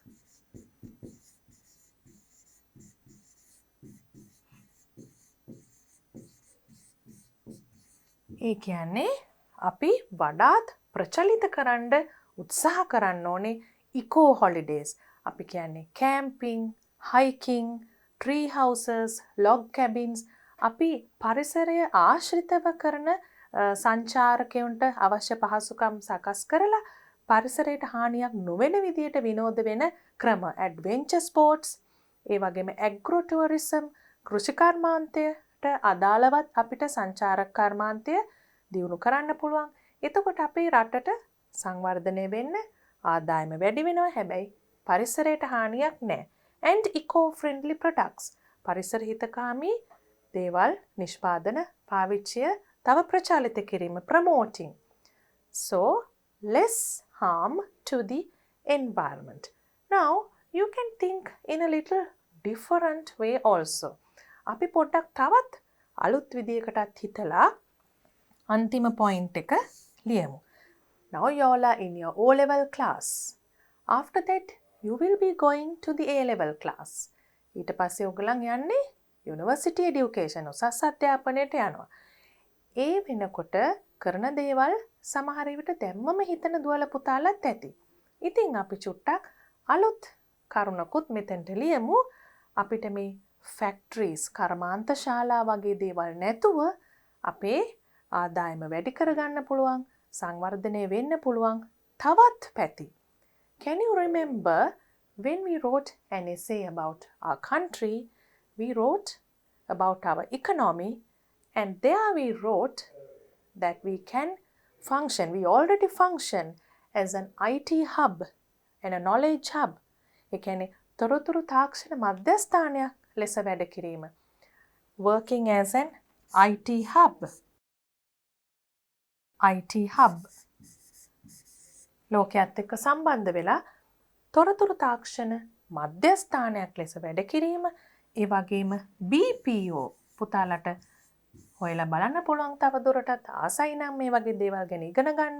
අපිට මෙතනදී ඩිබේට් එකේ කාරණාවක් හැටියට ලියන්න පුළුවන්. BPO, business process outsourcing.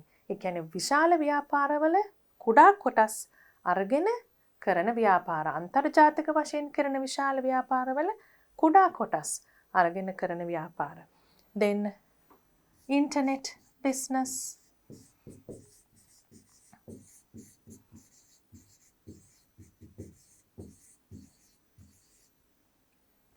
You can have businesses, you can do businesses both buying and selling through the internet. අන්තර්ජාලය හරහා වෙළඳාම් කිරීම.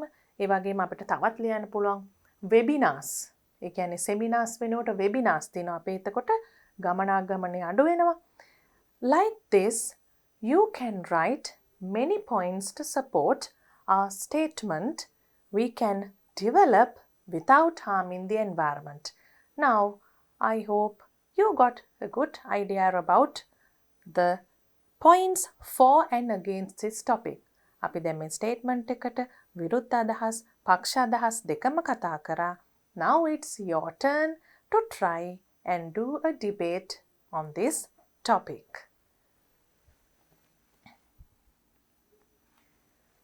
Now we have come to the end of Unit 4.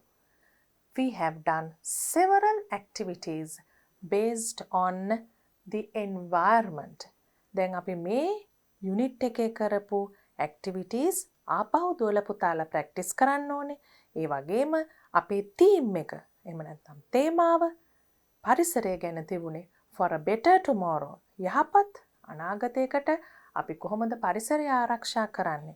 How do we protect our environment for a better tomorrow? අන්න ඒ අදහසත් මතක තියාගන්න ඕනේ. activities උත් practice කරන්න ඕනේ.